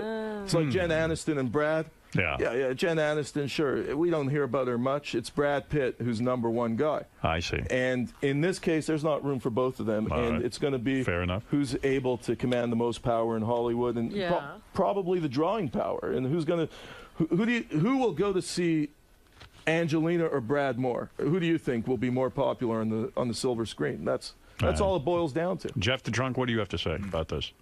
I have to say that this guy Ian sound like he woke up with a cock in his mouth. What about that, Ian? It wasn't Billy Bob's. All right, this Jeff says you sound a little gay. I'll tell you one thing. You don't sound a little nothing. Is Brad Pitt well hung? Does he have a big penis? Apparently he's mediocre. He's not oversized. But I saw a picture of it in a magazine. It looked like he had a pretty big one, and they were saying it was small, but it looked pretty big to me. Medium, but apparently he was never able to get it up as much as with Angie. With Jen Aniston, they were not having good sex at all. Really? And sleeping in separate How do you beds. know that? Because I interviewed a lot of Aniston's friends who told me, even one yesterday I was talking to on the phone, she was telling me that Aniston would be in a hotel a lot of times. They were arguing and leading separate lives a lot. They still loved each other. Right. But the problem was the bedroom. Every time that Brad wanted to have sex, for some reason, Jen Aniston pulled away. She was just not into it. As soon as he got on that set of Mr. and Mrs. Smith, he had paid her. Right. She was just, He was on fire. He needed it. Yeah, she was. Was he not good in bed? Brad? Yeah. I think it was more her. More her. Yeah, I think that's why you see her break up all the She time. doesn't look like a lot of fun. Oh, you think she breaks up with guys all the time because they're not happy with her Yeah, sexually? I don't think she's good in the sack. Yeah. That's what people have said. She's What does a it nice mean to be woman. good in the, like she doesn't eat his ass? Yeah, she doesn't look the crack. She doesn't go the 9 yards. Right. You know, she's just. Does she have a smelly puss? Nobody told me that. No, but Robin, I got to ask. Yeah. No. Apparently, she's a nice person. Have you ever had her on your show? Yes, many years ago when she was before Friends. Oh, before Friends. She was the Nutrisystem gal. Okay. She came in and she talked about losing weight. How did you? She was heavy at one point. Yeah, she paid her due. Yeah, she was heavy. I mean, she says it's her Greek butt. Her origins are Greek. Didn't you say in the book that she ate a lot of Telly mayonnaise? Savalas, by the way, was her godfather. You say in the book that she ate a lot of mayonnaise sandwiches and stuff? Well, yeah, that's what. Well, Mayonnaise? she said she used to eat a lot of high-fat food. Right. You know, when she lived in New York for a while, Yeah. and but again, she handled this in a classy way because Angie tried to beat up on her in the media. She didn't make a comment. That was classy. And you got to, I think that's the Telly Savalas influence. Carol, go ahead in Parksville, New York. Good morning, everyone. Yes. Morning. Ian, I wanted to guess, is your next book possibly about Katie Holmes and Tom Cruise? Aha! That's when I would want to read. That's another oddball relationship. Are you afraid to write that book? No, but it's already been done. A good friend of mine, Andrew Morton, he wrote a book about Tom Cruise about a year ago. And, they threatened him. I don't know what happened there, but the book was pretty solid. I read it. Is it true they're not happy together? Apparently they're not. No. She's not enthralled by the Scientology deal, as was Nicole Kidman. Nicole Kidman said, point blank, I don't want my kids growing up being raised as Scientologists. I see. And is Tom Cruise as whacked out as he appears to be? I mean, he seems fucking out of his mind. Well, apparently Pitt, I say this in the book, Pitt worked on a film with Tom Cruise years back. And Interview with a Vampire. He didn't enjoy the experience at all. I read that too. They weren't tight, and he said that Cruise was too much along the religious path, and it was. Is your next book about Oprah? No, I dig Oprah, man. Anyone could say anything bad about Oprah, and but I've met her, and I'll tell you one thing: she's one of the classiest, most real people I've met. I dig her, man. Do you think she'd ever have sex with Gayle King? Yeah. Do you think she would? Why not? Why not? Yeah, she's given us no reason to believe that. She's heterosexual. Except by saying that She's given us no reason to believe she's come homosexual. Come on. Who do you see Oprah banging? Do you think Oprah would bang Obama if she got the chance? I mean, do you think she'd lick? Do you think she'd lick his crack? No. Obama, No. I'm going to lick your crack. Yeah, she's an honorable woman, Oprah. All right. Do you very like good. Oprah, Howard? I have nothing against Oprah. I mean, no. I mean, the show I could live with sometimes, and enjoy. But, the thing I don't like is this. She took this $50 million from XM. I don't even hear her mention it. When she said farewell to her viewers, she doesn't even mention XM. She took $50 million. She should mention Sirius XM. Right? Yeah. $50 million. Show up on there. What's the matter with you? She goes, I'm retiring. Well, you got a radio network. Why don't you fucking mention it once in a while? Am I right or am I wrong? Yeah, no, you're 100% right. She's got to acknowledge that. But, the key is who's going to replace her. Who in Hollywood looks like a saint but is a real asshole? Well... I stumped you. Yeah, that's a good question. I want you to answer that the next time you come in here with your new subject. All right. No, let me answer that right now. Go ahead. I think Don't Regis. say Fred Norris. Regis. Regis acts like a saint. Is a Regis? real asshole? I know Regis. No, I don't think he's an asshole. I just think that album was a bit too much for me. What, with the album he just made with his wife? Yeah, I mean, why do it? Do it on, just burn it in your living room. But why put this out in the public? I think it's wrong. Yeah, I think it's wrong. I think it's Where is that disrespectful. album? I gotta hear that. I think it's disrespectful to serious artists out there. Right. Okay. Boy, Regis, of all people. Poor Regis took a slam today. Tony, go ahead in Orlando. Hey, guys. How you doing today? Hey, now. Just want to give you a call. I actually live in the same neighborhood as Tiger Woods. It's Isleworth here in Windermere, Florida. Yeah, that's what I mean. I mean, why is this guy? You live in his neighborhood. Yeah, Tony doesn't sound that successful. I am pretty good, but okay. I'm pretty well off. But anyway, the funny thing is his wife literally jogs around the neighborhood, and she's the town. I want to say the town girl that everybody talks about. Everybody, and she hits on every man on the block. Get out of here! All right, it sounds like a book. Oh, does Ian will have to check Obama that out. and Michelle, his wife, have good sex? Again, I haven't been. She seems to know. No, I haven't been in the bedroom. And Right, but what do you hear? You know, he talks. Yeah. He was right outside the hotel room where Angelina Jolie was. I mean, look, Obama. You could criticize him all he wants. A lot of women I've talked to find him really hot. Absolutely. They're enamored with this guy. But does he have good sex with his wife? What do you hear? We don't know. I've never been in the bedroom. Why not? You know, who knows? Whose bedroom I have mean, you it's been got to in? be better than Bush. Right. You know, that bed in the White House has got to be rocking more than what Bush did. All I mean, right. he seemed to be just, you know. Does Obama cheat at all on Michelle? We don't know. I think Obama's an honorable guy. You do, okay. And, you know, I know one of He your should get friends. out of Afghanistan. That's what he should do instead of sending more troops. I remember Judith Regan. I was walking with her, and she said, "What's going to be your next book?" I said, "I don't know." She said, "Do Obama. There's a good story there." What does she know? And I'm saying, what do you mean? she Does just she have thought it would take off. But I'm not a political guy, man. You don't know? care. Well, I'm mean, happy that Obama's there. Do you think Judith because knows it's something history. about? Do you think Judith knows something about Obama? Oh, What Judith you saying? knows something about everyone, man. Right. She's the real terrific. deal. Does she eat ass? Judith? I don't know. I've never been in her bedroom, but I say respect she'd do her. it. I say she's up for a party. that She's girl. one of the smartest people I've ever met in this whole business. I You know, agree. her BS detector is so high. Yeah. She knew all my BS. All right, listen. God bless you. Good luck to thank you. Hope you have a big hit with your book. It's called Brangelina. It's in stores tomorrow. That's Ian Halpern. And, Well, now we'll have to wait and see if this prediction comes true. 12 to 18 months and kaput. Yep, we'll see how you do with this one. You predicted Michael Jackson's death based To the on day. your other Michael Jackson book there.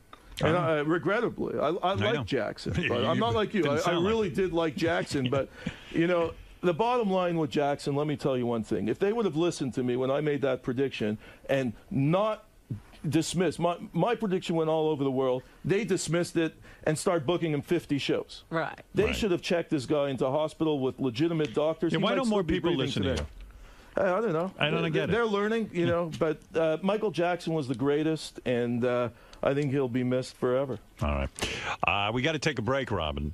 It's been fascinating. But Always with Ian. Ian Just always to knows. look at him is fascinating. Yeah, his look alone is fascinating. Yeah, sorry. You're looking better every time I get Well, here. thank you. You look stunning today. I hope his you next very book much. is about Antonio Banderas, so you guys can do the merengue. Thank you, Ian. So it sounds like you did your homework and you got the facts. Well, Howard had the facts. You know, every time I come on Howard's show, he's better than any clown at 60 Minutes. This guy he's the king of all media. He knows the right questions to ask. He doesn't let me off easy because he does his homework, and that's the key to this business. And I enjoy it. I enjoy being challenged, and Robin also knew her stuff today, so it was really a fascinating experience being here and very enlightening. Now, what do you have to say to the people that do challenge you and don't believe what you have to say? Well, read the book. You know, my track record shows, 13, 14 books later, everything I've written is true. And if they could find one thing wrong in this book, I will sleep naked in Times Square for a month. And I'm not kidding you. That's how hard I worked on Brangelina. And it's a very sympathetic portrayal of the couple. But, you know, it's warts and all. And obviously they have a lot of skeletons in their closet. A lot of journalists have been afraid to reveal it. I'm not. And this is the second time you've gotten Howard up to dance. Not many guests can do that. What's the connection? Well, let me tell you something.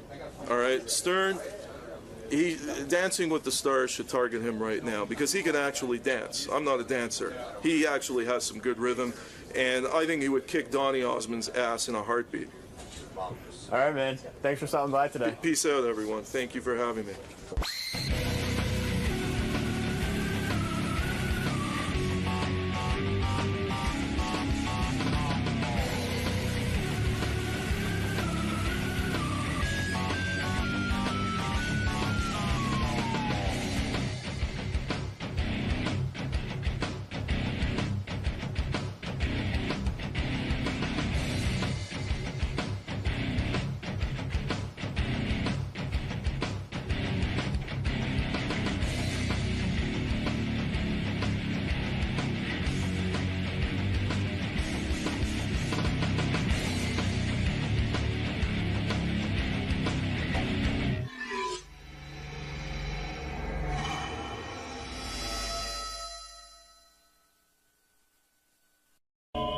show was on last night. JD's got to make a decision on it. Judging by the email, I think Ronnie's going to get the hook.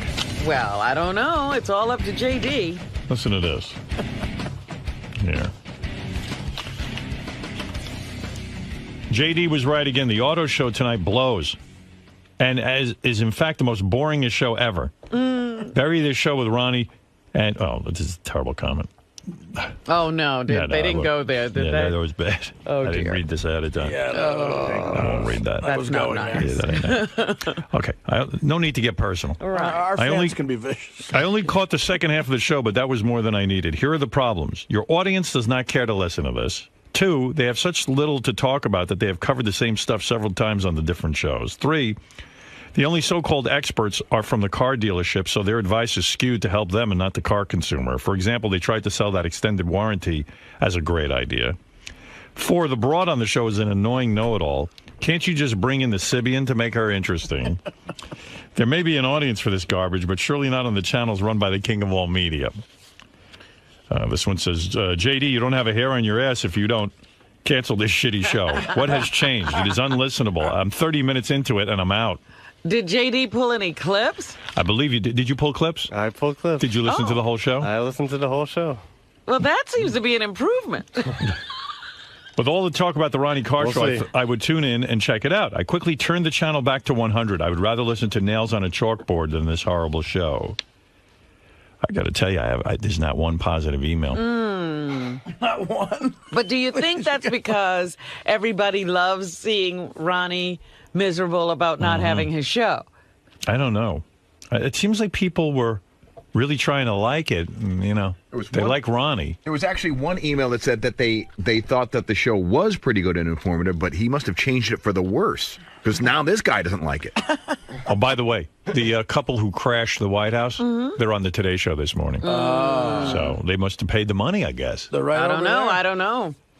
They were getting such heat, they might just need the publicity. We all gave the Car Show another chance. We tried to bear it, but the show is just a piece of fucking shit. Ronnie cannot host a show. Save us, JD. This guy writes, some unlistenable dribble. I think he meant drivel, but okay. Why be a stickler on language? Some unlistenable dribble. Ronnie is not a good communicator. COMMNICATOR. I do not want to hear about refinancing or a fucking Wayne Siegel commercial. Kill it, JD. Howard, I want to thank you for airing Ronnie's show last night. My prescription for Ambien ran out, and I've been having a hard time falling asleep lately. I tried everything, warm milk, counting sheep, nothing worked. Finally, I gave up and tuned into Howard 101 and heard Ronnie's show. Holy shit, what a snooze fest. That's negative. The only thing that kept my interest was Ronnie saying, what's your problem every time someone called in? But even that got old after 2 callers. Oh. Is that Ronnie's new thing? He says, what's your problem? Yes. Yeah. The chick is annoying. Those other 2 guys are annoying. I love Ronnie, but he has to understand the show just doesn't fit. Give JD his executive powers and get this show off the air. I'd rather listen to one of those emergency broadcast tests that they used to run on the radio for an hour than Ronnie's car show. You're getting hammered here, bro. Yeah, I know. I mean, What, do you think I didn't expect it? Wow. I said as soon as we got off the air last night, I go, going to get slammed like unbelievable, even if the show is the greatest show ever. Here's a guy who says, I love when Ronnie says, what's your problem, when you pick up the phone over there. Yeah, okay. So I thought this was going to be a positive. He says, that is simply the best way to introduce a caller ever. I thought these guys were supposed to be experts, yet they gave out some pretty inaccurate info. I love Ronnie. I actually find his part on the auto show entertaining. He seems like a car guy who just likes what he likes. Yeah. The other alleged experts even appear to be shoveling as much bullshit as they can. Anyway, it wasn't the most boringest show ever. I hope it stays on. So here's your positive. Wow. Oh, there you go. 1 out of 6,000. I know. You got hammered on this. Yeah, I know. I knew it was coming, man. JD, was there a no clip? matter what? Is there a clip you can play us to give us an example of how Ronnie did last night? Sure. Try go to JD1 in red. Clip 3. All right, what is Ronnie doing here? Can you you need to set this up? I forget what it's called. I think it's called consumer credit issues. Okay. Let's get into the consumer credit issues. How does it work? Can customers get credit? Have things improved since the last time we've been on the air? Very slightly. Not much. Can I appoint somebody to talk about this real quick? If Go you, ahead. you got It's so your- much, it's your show, you got buddy. so much to say. I don't. Sean King from King of Rock. Go ahead. I just said it. What do you got to say? It's they've lightened up a little bit, but not much, not to the point where we could be selling in the volume that we're accustomed to. Right. There's customers coming in that we've had to give it back about 5 deposits this week for people that normally would be driving right now. But Holy mackerel! Wow. I don't even know what those guys are talking about. I mean, it sounds very. Why would you even bring up that topic? Well, that's what. Hey, listen, they made a format for me, and that's what I followed. Okay. What are you talking about there? Explain it to me, because I don't understand the issue. Consumer what? Consumer credit. Yeah. What's going on? If you want to get a lease, Yeah. or if you want to, buy a car, Because it's impossible to get a lease, right? it's impossible to get credit now. Unless you're over 600 in credit, right? Or you have to go to one of these really like shit companies where you pay like 22% interest, right? It's called the mafia. It's the guy on the corner. The mafia doesn't even have the balls to give you 22%. Yeah, it's like basically using a credit card, right? Wow. If you have shit credit, Well, I guess it's good information. I guess people feel maybe it People were belongs to calling in, dude. I don't know.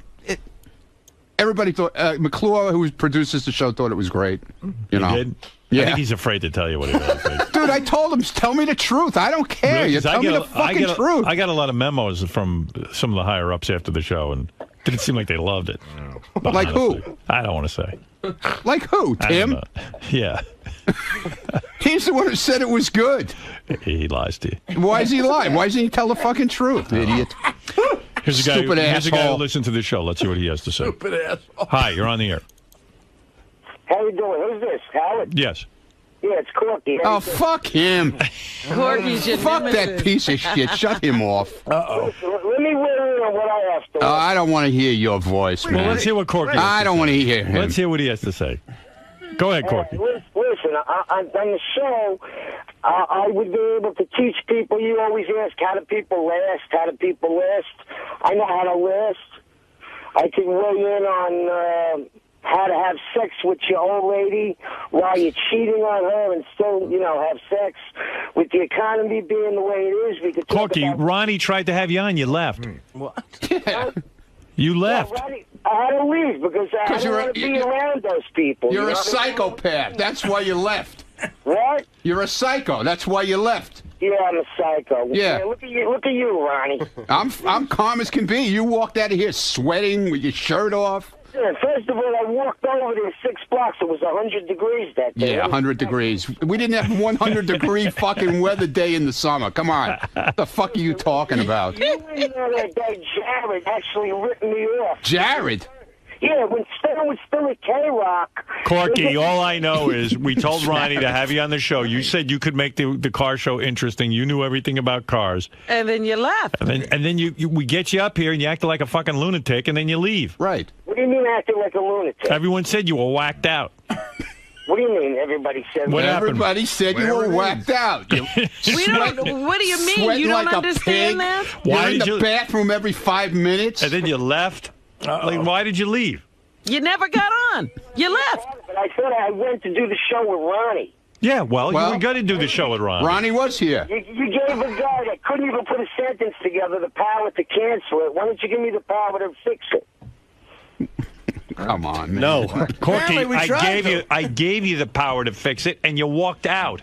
You never got on the air because you're a baby. What do you mean I'm a baby? You should have walked in there and shown us your stuff. You had a rare opportunity to get on there, and you walked out because other people were on the show. Don't be a douchebag. Just get in there and do your thing.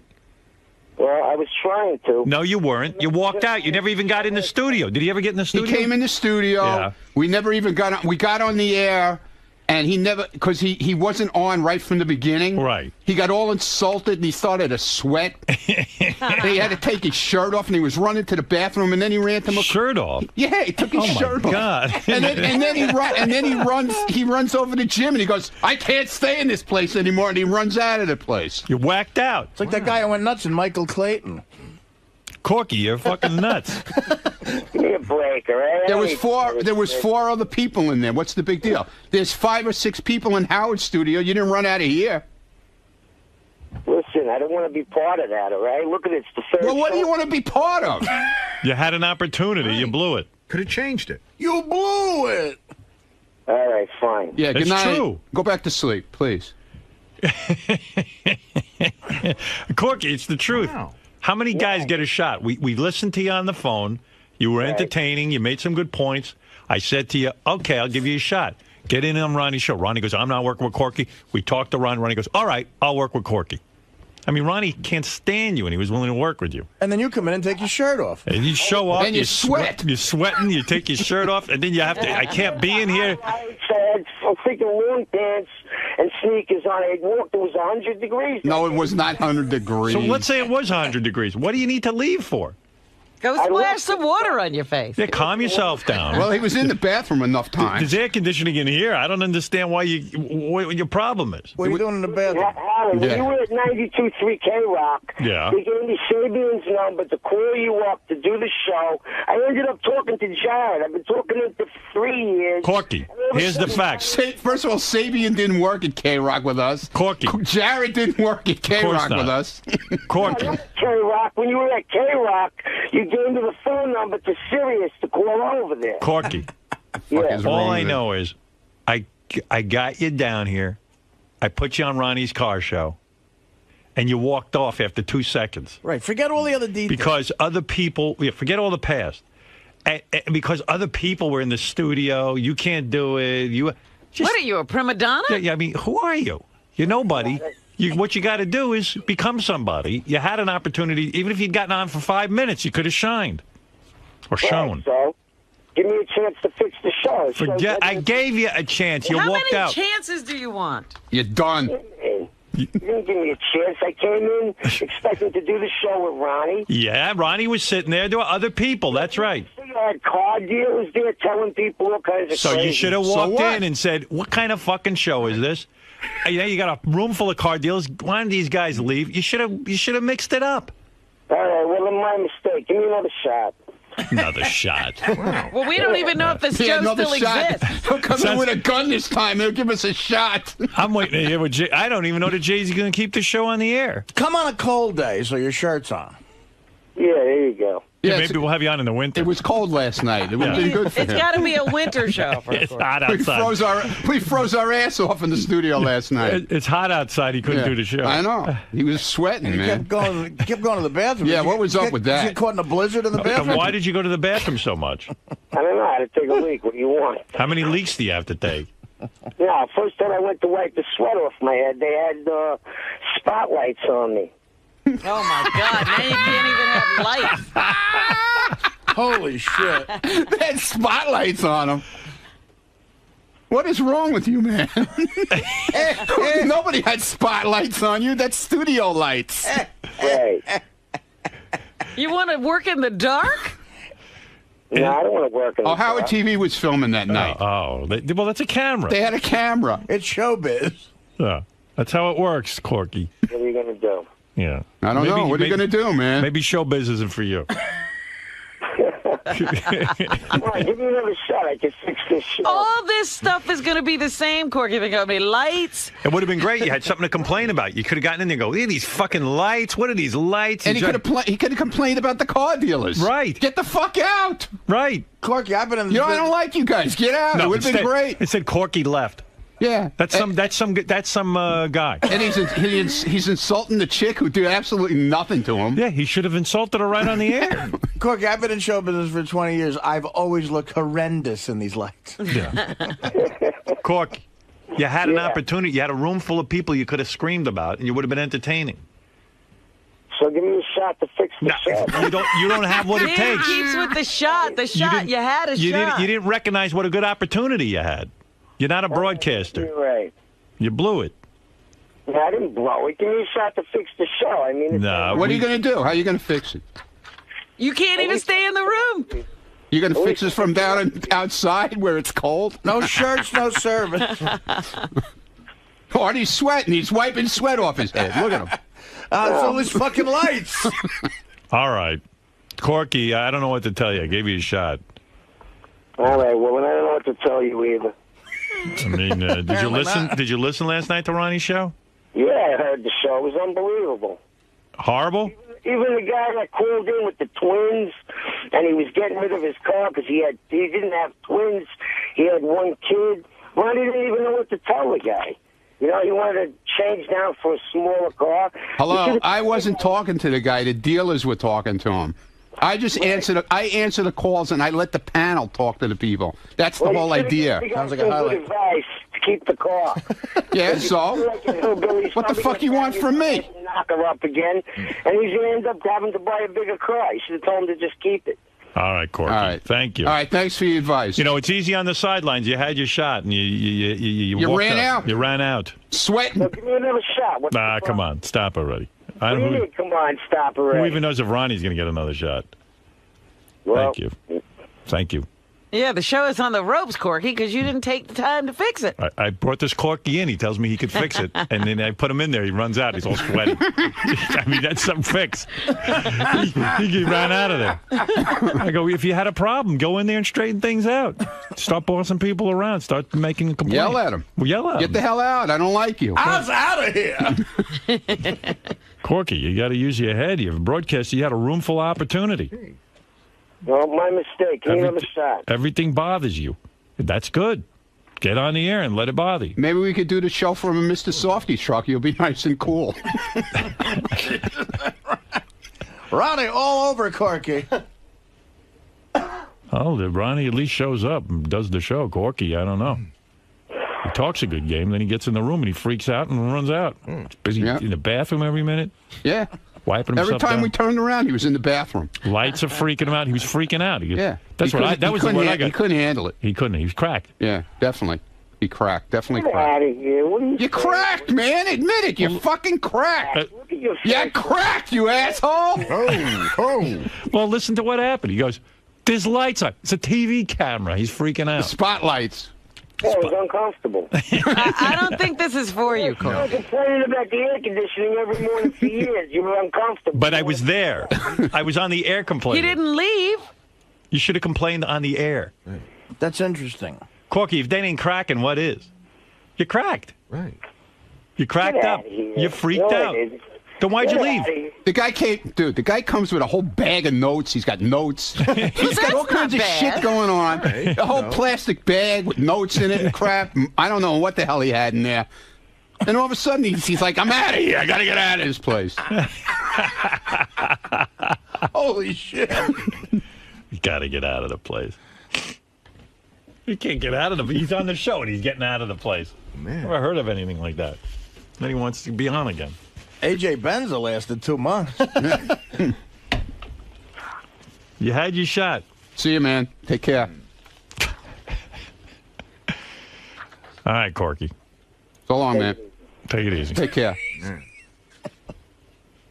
I remember the old Corky with Cadillac chassis, talking a big game. I like this Corky. He's got an energy. He's a phone guy, though. Yeah, He's a phone definitely. guy. We should He's a have had him caller. call in on the phone, maybe. Right. He's interesting. And maybe he wouldn't have freaked out. Why didn't he should have called in last night? Why didn't he call in? He's got the right temperature and the Could've right called in. lighting at home. Jeff, go ahead in Youngstown, Ohio. Hey, what's up, Howard? Hey. Hey, I wanted to see if JD pulled the clip where Ronnie was like fumbling around with the whole used car issue. Like these guys didn't even understand what he was even trying to say. It was weird. Like he said he had a whole agenda of what like he was supposed to talk Did you about. pull that clip? There is a clip, used cars. It's probably in the second column in red. Yeah, I got, Oh, it's great. I got a little twisted. It's All right, twisted. I got a little twisted. All right, let's it got listen. a lot twisted. Shut the fuck up. Let's listen to the clip. What are the advantages of used cars? The biggest advantage, tell me if you guys agree, is it's already depreciated. Absolutely, it's already depreciated. Right, you know, But, it's- Ronnie, are you asking how to best buy a used car? No, what is the advantage of buying a used the biggest car? advantage over a new car. The biggest advantage is that it's already depreciated. Yeah. The same car a year newer, it might be another $5 or $6 grand. $5 or $6 grand in your payment might be another 75. I got to admit, the show does kind of sound like one of those. So why is that my fault? These guys can't answer a fucking question. Well, yeah. Well, What's wrong you with them? picked him to do the show, didn't you? No. Basically, no, I didn't. Who picked him? I heard that like you get confused when there's production elements. They put that little fancy music stinger behind you, and you freaked out. No, I didn't. Right. No, what are you talking about? That's the note I got. He said note. You're not comfortable with the production. What are you talking about? That's what I got. Go away. You asked the guy what's the advantage of a used car. He basically said it's used. Yeah. Yeah, well, that's my fault? No, I'm saying. The guy is supposed to be a fucking expert in finding used cars for people. I got to admit, the show kind of sounds like one of those public access shows that they prank, that Sal and Richard prank. You know what I mean? I don't know. So let's see. Anybody else hear Ronnie's show last night? Go ahead, Dave. Hey, Howard, love you. Just want to say I drive 90 miles one way from Fredericksburg, Virginia to Fort Meade every day, and if it wasn't for your show, I'd drive my fucking car off a damn bridge. Well, thanks. But I listened to Ronnie's show, and the whole reason I listened to it was hoping that Richard or Sal would call in and prank it, but it's like listening to a biased dealer tell you what they want to tell you. They're not going to tell you when the best time to come in and buy a car is. Every day is a good time to buy a car. So I listened for about a half an hour, and then I did drive my car off the friggin' bridge. All right. So, well, the guy gave it a shot, Ronnie. Yeah, what the hell? Yeah, wow. Well, that's not the way I wanted to do the show, but whatever. What were your ideas? I was going to bring in strippers to talk about cars. Girls that know about cars. I was going to do a whole crazy thing. Who knows? You know, it's hard. It's hard. They to want to figure do car dealers and all that nonsense. You know? Go ahead, Mark. Hey now. Hey now. Hey, Ronnie, I want to wish you condolences on that. Don't even start, man. We went through this last night. Sleeping. What's going on, brother? What do you mean, condolences on the show? Yeah, and then the guy goes. One guy goes. Something about his mother just died of schneck cancer. Yeah, that was a reference to Miserable Men. You know, obviously you don't pay attention to the channel, you little Eugene. No, I don't listen to Miserable Men. I'm sorry. I'm asleep at that time. Yeah, the popular shows. Yeah, those are no good. Right? Yeah, okay. I didn't say it was no good, asshole. Did I say it was no good? When did I say it was no good? Everybody has a different kind of show here. Well, JD, what are you going to do? What are you going to do about the show? I mean, I've given you the power over Ronnie's show. You're the only one on the staff who listens to it. What do you think? Can you give us some insight into what you're feeling? Well, after the last time, I felt bad because I didn't really listen to the whole show. So I definitely took the time to listen to the whole show this time. All right. To give a good opinion, and this is going to shock everyone. Go ahead. But the show's still canceled. Sorry, Ron. Okay. Ronnie can have like a relationship type show or just something else. Ronnie's not the problem. He can. It's the topic, and it's not interesting. And well, maybe Ronnie wants to change it up. Maybe you want this time slot. Maybe bring in a whole new kind of show. Maybe. What do you think? We have an idea that we've been thinking of. So what do you got? Richie Wilson came up with this show. It's called What's Your Problem? Okay. And it's like anybody could call in about anything, about the stripper having a problem with her shoes, or a guy having marital problems, whatever, any kind of crazy shit like that. Maybe not. And we have a panel of like crazy girls instead of these fucking boring car dealers. Right. Why do they have to be girls? Why not? You can have a guy. That's my thing, man. Because Ronnie wants girls. Yeah, exactly. Trust me, I know. Why would I hear he talks to the Hemi girl or whatever. I know. Why would I want? What was that? Excuse me? Nothing. What'd you say? I said I know I hear how he talked to the Hemi girl. The Hemi girl. I know he wants a girl. My co-host. He has to have a girl. He likes having girls. Oh yeah. Well, it's also he could go to the clubs and say, "Hey, you want to be on my show?" And then it gives him entree into Yeah, he becomes a big man. Right. I could have guys on too. Okay. You could be on. Well, he's you have a lot of problems. You might want to participate. He scores me. He's about meeting girls. No, Ricky Man, stop that. Why don't you do a show called like Ronnie's Whore Room? Like where cool. I'm being serious. I'd love to. Where you Believe just me. interview chicks who like love to fuck and love to charge money for. Let's do it. Whore stuff. Let's fuck some whores. I'll do it. I'll do it. Maybe go that route. Yeah. Maybe sex is your thing. Who knows? Want to throw in some We can throw some car shit in there. More important than cars. Yeah, we can throw in some It's like getting fucked with a carburetor. Yeah. Wayne, you're on the Wayne Siegel. You're come on, Wayne. All right, listen. When we went in there, we were told, don't talk over one another, don't get it crazy. And Ronnie was trying to keep us all at bay, so we weren't getting nuts with the people who were calling in. But nobody called in and said, the show fucking sucks. People were calling with legitimate questions, and it wasn't an advertisement for any car dealer. Right. Oh, so you still want to be on the show? You don't want to be? Sounds like you've been replaced by a whore. Hey, Wayne. If we do a horse show, do you still want to be on it? Sure. All right. Yeah, Wayne just wants to be on. Wheels and horse cars and cons vehicles and vaginas. I'm in. All right. All right. He's memorized that one. Before I called in. All right. Wayne, good luck. Wayne from Legend Porsche Audi Saab. Yes. Everything. Good guy. Right. Good guy. Volkswagen. All right, Wayne Ski. All right. Bye, Wayne pal. Siegel, everyone. Co-host with Ronnie on a show that just got canceled. Again. So, JD, you're sticking to your guns on this. Yes. You gave him a shot. That's good. I like that you gave Ron a chance. You still say it's the most boringest show ever. No more. No more car buying, dealing, whatever. Sorry. I'll go with another topic. I don't care. All right. That's fine. Maybe try something next week or whenever you go on again. Okay. Get rid of some of those car dealers and get some Yeah, whores in exactly. there. Let's get some whores in there. Maybe you'll have more luck with whores. You're sure, JD? Because remember the classic story. Seinfeld was only picked up for 4 episodes, and then they found the magic. You don't want to give them 2 more to see if you can find the magic? I don't know what magic you can get from learning about consumer credit issues. All right, fine. He's got a point. Or, might not be a good match for the channel. Or whether a used car, buying a used car is good because it depreciates. It's depreciated, whatever. I don't know. I zoned out 90 times during the show. I'm just trying to get a clearer picture. Hello? Yeah, so what do you know about cars? What you mean? Yeah, good. Okay, so what about the Camaro? Yeah, I'm the one that got it. What? Yeah, it's a piece of shit. It's an XLR. It's a Cadillac. It's built on a fucking Cadillac fucking goddamn platform. It's a Cadillac. Who are you talking to? It's a piece of shit. Go look at the Dodge Challenger. Where you at, motherfucker? Rick's Cabaret. Where's that at? Because I'll come right to your ass. I said the Camaro's a piece of shit. You a piece of shit. Wait a minute, dude. You call up here with this whole shit attitude. Who? You just called me, you dumbass. Yeah, fuck you, man. No, fuck you, you Yankee. Wherever you at, I'll beat your fucking ass. Fuckface. I'm in Georgia. My name is. Why don't you come find me then, you stupid piece of shit? What are you getting on my case for? Hello? Yeah, how many toy cars do you have on your wall? Man, who is this and what's your problem? What are you talking about, a fucking Camaro? No, I didn't say that. Did you hear me say that? You the one called me cussing said a Camaro was a piece of shit. I said the Camaro's a piece of shit. That's what I said. What Camaro? It's a piece of shit. Go look at the Dodge Challenger. What in the fuck are you even talking about? I don't give a fuck about no Dodge Challenger. Yeah, it's a piece of shit. It's an XLR. It's a Cadillac. What do you mean? You talking about a new Camaro? Yeah, exactly. I got an old Camaro, man. I got a '69 Camaro.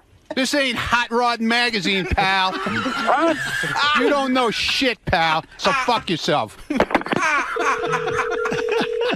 Hello? What do you care what I drive? Who are you, motherfucker? Ernie Irvin. Where you at with your little pussy ass? I'll beat the brakes off of you if you come to Vegas, Rick's Cabaret.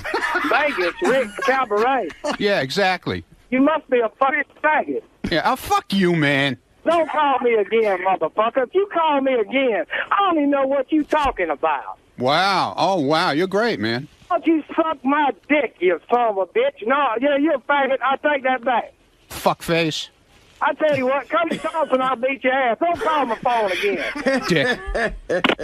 All right, Ronnie taking on some guy. Some guy from North Carolina. Yeah.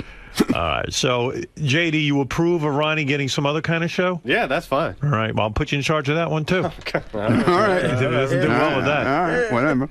All right, thank you, JD. Thanks, Ronnie. All right, thanks, man. All right, good luck. All right. Good luck with your new show. Thank you. All right. Ronnie's going to get some girls on there. And See if that doesn't work. yeah, maybe that'll spice things up. Like when he asks Ronnie who he is, and he goes, Ernie Irvin. Yeah. Where are you? Rick's Cabaret in Vegas. It's a Cadillac. The hell are you talking about? What Camaro? Honey, you don't seem too surprised. No, I wasn't surprised. I expected it. You knew this was coming? Yeah, I knew it was coming. I knew it was coming, dude. I knew it was coming. So as soon as we got off the air last night, I said, "This is it. We're done." We're done. What's in store for a new show? I don't know. I got to go back to the drawing board. Got to think of something. It's not gonna be an auto show. I guarantee that. JD, you got any suggestions? No. For a new show? No. Do it. No. Just whatever happens, happens. I don't care. I got my own job to worry about. What the hell's that look for, Lisa? Howard wants you to, keep listening. I'll listen. He'll keep listening. I'll keep listening. I thought you said you wanted to wash your hands of everything. He has no choice. I have no choice now. What am I gonna do? He's an executive. He has to stay. He's got to wear a suit and tie now too. Some executive. Not getting paid like one, I'll tell you that. There he is, Hitler. Why do you lie to me, man? Why you tell me the show's good when it's not? Did I lie? When did I lie to you? They said that you. They said? He said. Did you hear it from me? He said he got notes last night. I'll show you the note. He said he got. I'll show you the note. What does the note say? I'll show you. Why didn't you come in and say? Why didn't he come in and? Why didn't you come in and say what the note said? Gary didn't want me in there. What? No, what do you mean Gary didn't want you in there? I'll show you the note. Gary would have loved to have you in there. What are you talking about? What are you talking about? Gary would have loved to have you go in there. You still have a show. It's just going to be different. Yeah, it's going to be a lot different, believe me. There ain't going to be no auto, whatever butler on there, that's for sure. Artie pled guilty to his drunk driving charge. Yeah. So now he's got to go to driving school. And I wasn't drunk, I'd like to point out. Right. It's on file. But anyway. So why'd you plead guilty? Oh, you didn't want any hassle. Right. It was a long story. But I part of the sentence... besides 7 months without a license, is I have 7 months. 7 months. How many months are you into that? 2 months already. Yeah. Oh, it's flying by. Only 5 to go. Yeah, right. How do you feel not driving? Have you had any temptations to start driving? Yeah, you know what? I've lost my license probably a dozen times in my life. Oh my God. And mostly in the first 2 years I had my license, I was a maniac. I had a piece of shit car I bought for $300, and I was like driving through the woods. And I found out where I have to go for the driver's stuff. Where is it? It's in probably the worst ghetto in New Jersey. Like I'm talking really? like. How are you supposed to get there if you can't drive? Well, I got to get a driver, and I'm not even sure my guy will go there. Like, I mean, it's that bad. It's a war zone. It's a war zone. It's actually in East Orange, which is they call Illtown EO in the rap world. Right. It's where I think Queen Latifah and some other rappers from.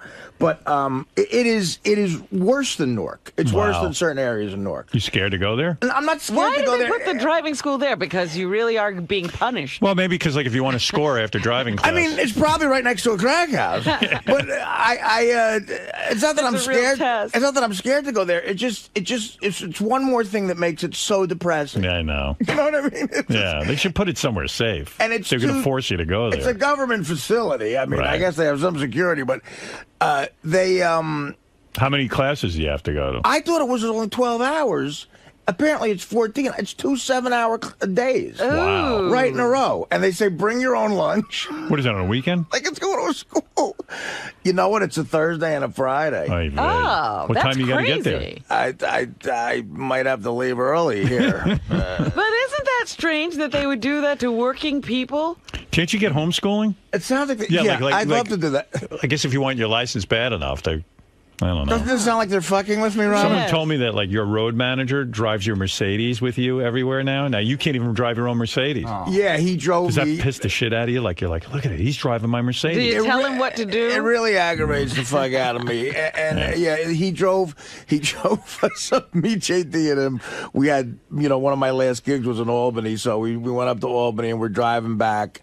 And thank God for this show, brother, because he was doing, my manager was doing like 87 and a 55. Because I said, we're not staying in Albany. We're doing a gig. We're getting a check and getting the fuck out of it. It's like the Jesse James and Dick joke. Like, boom, boom, boom, we're gone. Right. And the trooper came over, and thank God he was doing 87 and a 55. Thank God he was a fan. Wow.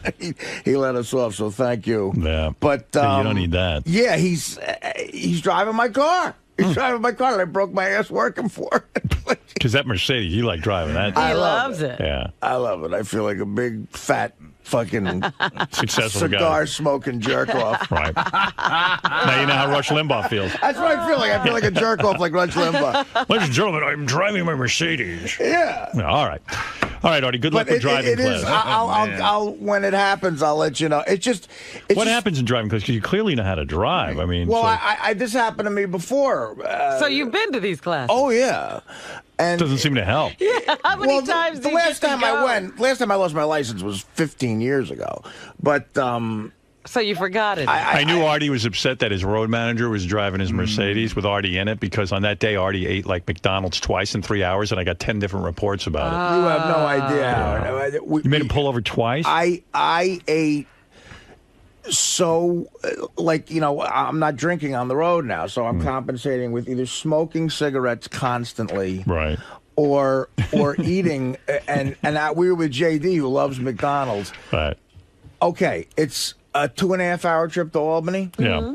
We first of all, I ate some at my house. My Because in mother. 2.5 hours you could go without eating. Well, yeah, Right. But you know, it's like, of course, I had a little sausage and peppers that my mother left over before we left. Right. Okay, so we go to a McDonald's. It's just almost for something to do. I'm like, stop! I got to eat something. We'll just eat something. Right. So I got a number 3, which is a double quarter pounder with cheese, large fry, large Coke, and then a quarter pounder with cheese. I thought you were off Coke. Get out of here. And a quarter pounder with cheese. Yeah, and a quarter pounder. I thought you were off with cheese. Coke, though. I thought you were... I really, I cut down 90% of my Coca-Cola That's thing. good. But when I go to McDonald's on the road, it's just like, that's the other thing about the road. It's like everything's unhealthy. Like you have a Twix bar for lunch. Right. And so then, Which means forcing him to like have it. another hour There's in, no grocery stores in these places. another hour into You're it. going to get gout. You know, how do I not have the gout? I don't know. And by the way, if I go to the doctor and he says I have throat cancer, would it be that surprising? No. I mean, so You're so I'm unhealthy. just really fucking whatever. So, we need gas then. So, and we're 20 minutes from the gig, and there's going to be food at the gig, and we timed it to where we're getting there almost just in time. It's perfect. And I'm like, fuck it, I saw a Big Mac, and I had like a Big Mac attack. Another one. After all the quarter I had a pounders and number everything. 1. I had the Big Mac with the large fry and a large Coke Again? Yeah. 3 hours later. Right. That's So now about a pound of beef. So now the front seat of my car looks like it did in high school, which the front seat of my Mercedes that someone else is driving. Right. It looks like a McDonald's blew up in it. And now I get off. Now I got to do stand up. I'm bloated. I'm like this. So are you putting weight back on?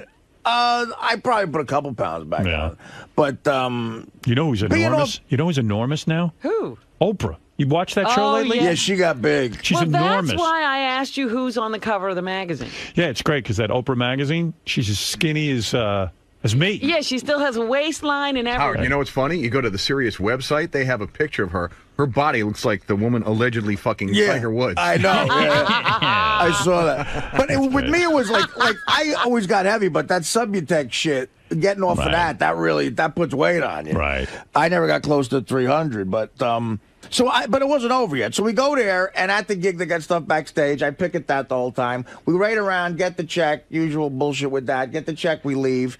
Now we're on the road again, and we get home, and I had to have a slice of pizza for some reason. I'm like, I don't know. So it's the worst stuff you're eating. It's 2:30 in the morning, and I know there's one pizzeria open in Hoboken. Pizzeria. Yeah. Pizzeria. Get it right, will you? But the one pizzeria, they have manhole covers. We call them manhole covers because the pizza's so big, those huge things. Benny Tadino's. Yeah. So I walk in at Benny Tadino's, where of course everybody knows me. I walk in and I get 3 slices, Enormous slices. Slices of the manhole cover, and another large Coke. Wow. And you can ask JD when I got out of my own car to let my road manager park it for me, I had trouble getting out of the car. Are you farting a lot too and everything, like constantly? You don't seem like you fart No, that much. I don't. I'm not that kind of guy. No, that's kind of classy of you. It's not by choice. I don't. Maybe you're all backed up. I marvel at people who have controls over their. Like my Uncle Tommy is like we could almost come in here and be a farter for us, and they're really smooth, crisp. Yeah. I'm so jealous of people. You can't even fart. Like I don't have that kind of But that's control. good, though. Like shit my pants or something. But And you're still with the girlfriend, right? Oh yeah. And what does she think of all this eating? Is she on the road with you eating like this? She's one of those women who like she's a size 0, paper thin. She's and weighs nothing. She weighs nothing, and we go out and she has a steak, and she's like what you were talking about before, right? Hardly exercises, that type of thing. Right. So when you say steak, you mean she doesn't even eat that healthy? No, not at all. Gummy bears, steak. Hate that. Yeah. Yeah, it really I'm is. telling you, I saw What happened? her Did Richard at the go- concert. She's beautiful. Oh my God, she's not only beautiful, but there's hardly any of her there. Did Richard go to the doctor to find out? He went to Gary's foot doctor. He looked better today, Howard. And he has on his shoes. He's not in pain. He's Does he have walking gout? better. He does, and the doctor had to shoot something into his big toe. He's walking a million times better. Yeah. But So you do have gout. You diagnosed it properly because somebody sent me an email saying Richard better get to a doctor because he could even have a blood clot in his foot. You don't know. They'll cut the foot off you, man. That's what I was worried about, a blood clot. And they even did x-rays to see if anything was sprained or broke. But it was gout. Just from my diet lately and a little too much drinking and stuff. So what did the doctor say for you to do? Well, she gave me a shot in my foot, which I don't know if you've ever had a needle in your foot. But No, that wouldn't bother me, though. Oh my! Well, that's what I thought too until it happened. You're a baby. But no, I was a man. I didn't cry or nothing. All right, good. So she gave me a shot, gave me some pills to take, and What, are they antibiotics or something? something like that. Yeah. He doesn't ask. Yeah, he I doesn't don't even know. know I what just they take are. them. Like, what are you getting? I just like to take pills. I don't ask what they are. The only thing I know about these pills is I can't drink for a week. So wow. That's the only drawback. Why can't they give me a pill so I can keep drinking? Is there a drinking is good for you pill? So, don't you realize you're going to have to change your lifestyle if you're going to get rid of this gout? Yeah. Can't drink anymore, you know. Me and you, Rich, we'll do it together. What did you like? I mean, this is a temporary fix. The shot only kills the pain for a little while, right? And then the pills are No, supposed to help they kind of break up. What gout is it's these little crystallized things that are poking, I guess, your blood vessels and your feet, and this kind of breaks it up so you pee it all out. Perfect. So, and I did. Now you can drink more and eat in a week. Don't you think you're going to have to like get a grip on your lifestyle? Yeah, but you know it's hard. Like we have your party coming up. We have other Christmas parties, and it's the holidays. So you'd rather not walk or possibly lose your foot? Well, I'll do a wheelchair to go to Howard's party. You're going to have to drink at my party, right? I have to, of course. Throwing a big staff party to thank everyone for their hard work. I'm looking forward to that. Thank you, Howard. Tell us when it is. Yeah, in fact, Beth's sending out an email. I said, honey, we got to, she said she was going to invite everyone. You know, we have a list. So I said, hon, everyone's asking me when it is and where it is. And they got, you know, so she's just going to, she said, she's just going to, she wanted to do a whole card thing, but it's just, we've just been so crazed with this apartment stuff. So she's going to just email everyone today. So. I don't know. Yeah, so you'll probably get it this morning. I got my invite last Oh, you did? night, Okay. yeah. All right, so it's probably in your email now. The place looks really nice. Yeah, it is a nice place. Oh, I went it's on too the nice for website. you. I know. Too nice for you. Yeah, maybe you should stay home. Any with your, place is too nice for you. with your gout. I have a question though. Open bar, and like I fixed I fixed the No. price per person with everyone. You know, so. Wow, that's really I don't think generous. the guy who owns the restaurant realized Richard's coming. So he's, Yeah, because he's going to lose money. do you have 14 bottles of champagne? That's generous, open bar, man. you have a I've been to Mega weddings that have that open Magnum? bar. No, listen, I'm not gonna invite Yeah, people. but I mean, when you got Richard and a couple of other guys who are on this staff with an open bar, it's Yeah, ridiculous. can I just get the champagne a bottle at a time Right. instead of those little glasses? that's what I'm saying. You and Robin throw class shit. Yeah. You never have a bad time at some you or Robin throw. No, this will be good. Yeah, thank you for doing this. Great Howard. restaurant. Yeah, I can't tell you, wait to not walk again. Yeah, you'll probably be laid up right after the party. yeah, you're not going to restrain yourself at the party at all, are you? I will Even- because I know you guys will be watching me. No, so. I don't mean because of that. I mean because of your gout. Oh no. That would never Oh, Jesus. I mean, I think we have the next day off. So. Artie, do you ever go in your mind like, it's not fair? How come Richard can drink and I can't? Well, he really can't. Listen, I mean, well, yeah, Richard eventually is gonna, maybe wake up one day and go, I gotta stop drinking because it's affecting my life in a negative way. Yeah, you're discounting the gout, wetting himself, all of the crazy things, Right. throwing up. He's having a miserable time and he doesn't know it. It's hard though. Drinking is so much fun. I don't miss. Can't you just have a drinking few it. drinks? No, he can't. No. I can a lot of I'll go out sometimes, have a couple glasses of wine, and that's Yeah, but it. you have those enormous And that's a margarita bad night. sombrero hat glasses I saw you with one time.